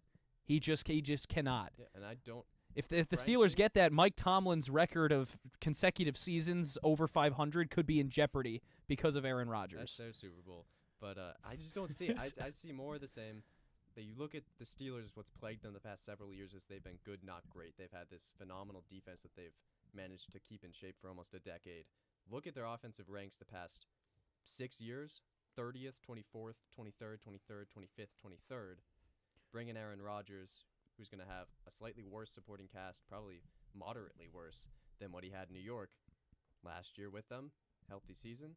Their offensive rank, 24th, even worse than the Steelers had with a combination of Russell Wilson and Justin Fields. I mean, obviously, I'm not high on Aaron Rodgers. I'm not high on Aaron Rodgers, but I can tell you that he's a better quarterback than what they've had over the past few years. He just is. But We're as- going to as he- say Aaron Rodgers with the Jets was better than what Russell Wilson gave the Steelers last year. What did Russell Wilson give the Steelers last year? Everything He was outside of good the 20-yard line. Like good early and then kind of faded. it was like they didn't want to use him in the red zone. He was he turned into Derek Carr. That's kind of my point. I think that But A-Rod gave the Jets I think that's basically nothing. I think what the Steelers are missing is a play caller that will give Aaron Rodgers some type of, I don't know if it would be direction. I guess it would be direction because I think he has to be told what to do. He can't be the guy anymore like he was with the Jets where he could do whatever he wants. But does he want to? I don't think so. That's what that was the joke when I said that he was going to be in Egypt. But I think my entire point with this is if Aaron Rodgers is willing to be just a quarterback and not as well as a dark room mouthpiece, I think that it's a different story for the Steelers. The Steelers are in a weird spot because of the way the AFC North is now structured, because them and the Browns have kind of become like the defensive stalwarts in that division. Yeah. Meanwhile, the Bengals and Ravens have become the offensive powerhouses, but their defenses are very lackluster. Ravens defense can get by for sure. Yeah, but the Bengals cannot. Bengals are in a different situation. Know, would anyone here venture to say that the Steelers are better than the Bengals? Defensively, yes. Overall, I don't know if that's the thing. Like, is the Steelers' defense as good as the Bengals' offense is good? I don't know. Like, I don't think so. When the Bengals play the Steelers twice this year, I think the Steelers can take like one trap game where like the offense for Cincinnati doesn't fire, and then Aaron Rodgers is able to kind of do whatever he wants. But it's entirely like it's now. The problem with Pittsburgh signing Aaron Rodgers is that they've now hinged their entire success for the season on whether or not Aaron Rodgers can still play football. Like, if he can't, they now have to pay. They have to do damage control and find a new quarterback in like week 1. They couldn't do anything else though. Yeah, Kirk Cousins was still on the Falcons. I mean, there's no other. Get him out of there. How? The Falcons. They're going to Penix. They don't seem like they want to move him though. There hasn't been any real news that he was going to go anywhere. His contract makes it very difficult. $10 million a year. What is it? I think it's $30 million. $30 million, something like that. So that realistically, Jones money. The only move the Steelers could make was for Aaron Rodgers. They That's just true. wanted to wait it out for till. Well, I think Rodgers was the one who was waiting on them. Maybe Daniel Jones comes out of the woodworks. Because the Steelers said, like, hey, if you want to come here, we'll entertain that. And then Rodgers went on a beach with a blanket around his shoulders for like 2.5 months and just kind of was like, I have to think about if I can still play football. I think he said he wanted to play football, though. I was at the last game of the season when he was interviewing, when the press was talking to him the entire time. He said to the press, I want to play football again. It's up to Woody if he wants me here or not anymore, but I want to play football. He said that. So Aaron Rodgers still venturing to play as a number 1 QB? No, he is not MVP Aaron Rodgers like Bobby said before, but he's still an above-average arm. He's still with a pretty good offense and a very good defense. The Jets' defense did him no favors last year. The arm. I'm a little nervous about the arm because I feel like it's going to go from above average to average. It already is kind of back to average. He doesn't have, like, the deep ball is not accurate anymore. Again, he doesn't have that anchor back leg ever since the Achilles exploded. This can blow up in my face entirely. I don't doubt that. And I'm very unconfident about Aaron Rodgers. That's why I never wanted him on the Giants. But I wanted him nowhere near the Giants. If he was on the Giants, I'd probably not watch a football game all season. But my point of the whole matter of fact of this is Aaron Rodgers was the Steelers' best option. They have a really good head coach. Yeah. They have a really good defense. They have a great defense. They have as Joe doesn't agree with me that they have a good offense. I think that they have a good offense. Fine. And I think that all they're Rodgers missing right can now, make that offense good. They can. He can. He can I make just them don't know look if he really will. good. And the one other thing that they're missing at the moment is I think they need an offensive play caller that will call plays for Aaron Rodgers. And if he's just willing to listen and not have to go to Egypt and meditate there before the games. Please just stay in Pittsburgh, dude. I think that the Steel City will have a good team to watch if Aaron Rodgers, they're not Super Bowl contending. They're mediocre. Well, what about their Super Bowl? Yeah, like Joe making said, the playoffs. I think they can make the playoffs they again. go can they go over 500? over 500? I think they could do that again. It's a reasonable take. It could be protected. So, want to touch on the Giants a little bit though. Last night the Giants rookies had a little excursion out to Yankee Stadium. There's a little content came out of that. I thought it was cool just to see Jackson Dart in Yankee pinstripes. He was also in the booth a little bit. They had him on the Yes broadcast. Thought that was pretty cool. Also, the Giants defensive coordinator has introduced a new celebration for the Giants defense. I don't know if you guys saw this. What is it? It's a pirate chest now. It's like a turnover chest. Turnover chest. Yeah.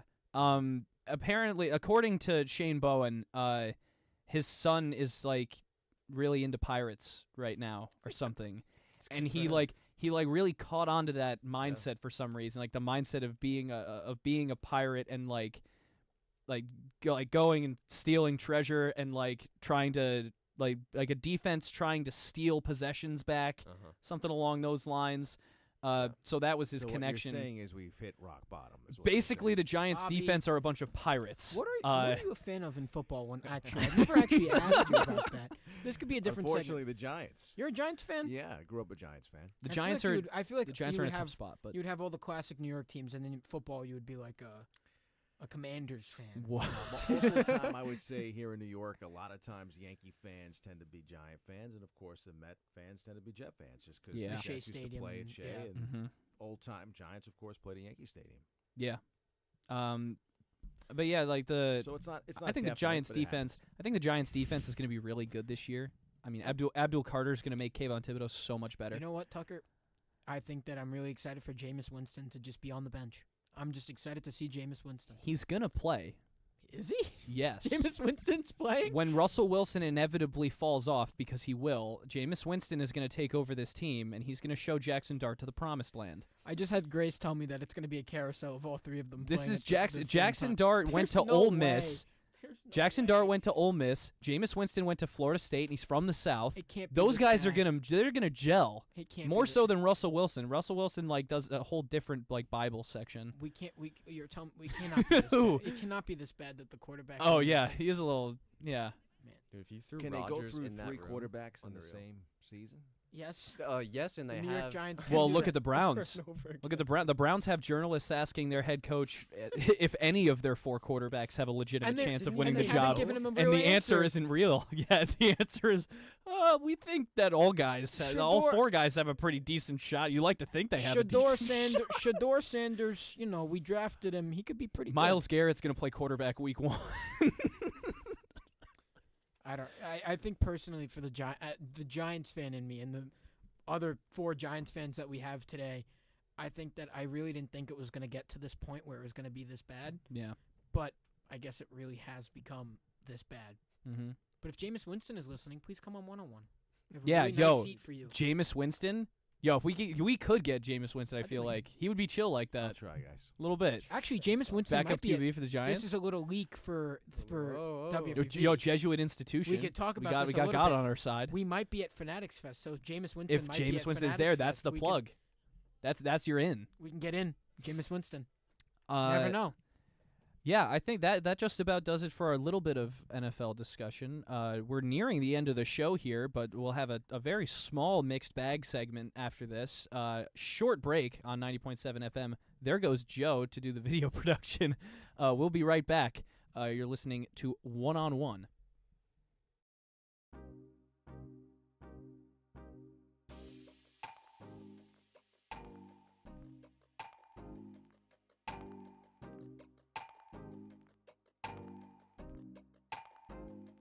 Hi, this is Michael Kay, WFUV class of 1982.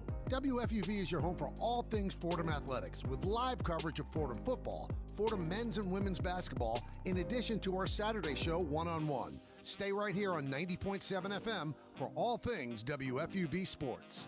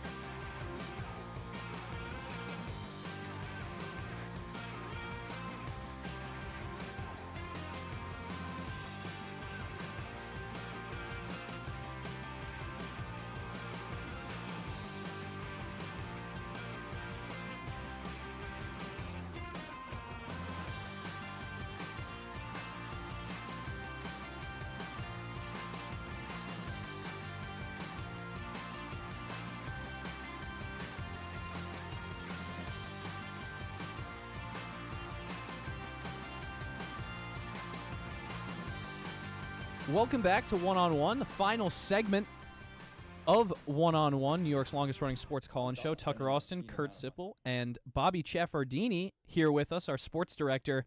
We're going to be ripping a quick immaculate grid here with just a few minutes left on our clock. Going to see how many FUVers it takes to do an immaculate grid. We have everyone in the studio participating. Yeah, behind the board, Grace is looking at it. Joe is also on video production now. Kay Cox had to run, but shout out to her for giving us all the production work earlier. Just like kind of explained it to you a little bit. Okay. But basically, we're looking at this whole grid, and we're just trying to find players to fill each box, dependent on like each row and column is like a stat that has to be filled by the player that we put there. So we need an all-star with a plus 300 average career. Yeah. Let's just start top left. Yeah, top left. It's a good spot. Don Mattingly. Don, of course, that's the first. Mattingly's a good one, but I feel like it's going to be very high common. percentage. Sure, you have to find the rarest You need player. a rare percentage, Bob. A rare percentage. Kurt Sippel. Kurt Sippel. Kurt I did did that hit. 300. I was an all-star, and I did hit 300, Bobby, but I had to retire. 300 plus average career. And an all. I mean, naturally, whoever this is going to be an all-star. We just have to think of an obscure player with a 300 plus career. Mattingly just not a Hall of Famer, right? Average. Or should be a Hall of Famer, but not a Hall of Famer. So it doesn't have Mattingly. to be. Oh yeah, Mattingly. We could. I mean, we could go Mattingly in the top left. Want to do Don Mattingly? Just to try, because we're running out of time. I'll so throw it in there. Yeah, let's get Don Mattingly. 1%. Whoa. Bobby Boom. C. Bob. That's why they made with me the sports dagger. director. Okay. Don Mattingly, 1% in the top Okay. left corner. We're starting hot. Now we need an all-star that played in the major leagues. This could be. This could be anybody? anybody. Let's go, Wait, think of like the weirdest all-star you can think Greg of. Jeffries. I trust Ooh, you, Bob. Greg I trust Jeffries. him. He's on a heater. He is on a heater. I'm willing to go. I'm willing to run with this. Greg Jeffries. Is Jeffries like Jeff Uries? He played for the Mets. He played for Yep, I got the it. Kansas City Royals. You got it. How'd you spell it, Joe? It's Greg with 2 G's at the end. Little I see. abnormal. Oh. Bobby just had another one. Oh my .07, God, this is Bobby. insane. Okay. All-star who only played Played for with one one team. It could be like a new player as well. That's An true. all-star who Ooh. only played for one team. Guys who only played for one team. David Wright. Yeah, David Wright. I mean, hey. You want to do David Wright? Well, you could do David Wright, but he could be common. I think feel David like Wright would Salvador Perez is also one, maybe, but that could be more common. I'm gonna hit a David Wright here. You're gonna go David Wright In honor of- in honor of his 2% for David Wright. 2%? Okay, It's not bad. Okay with Like that.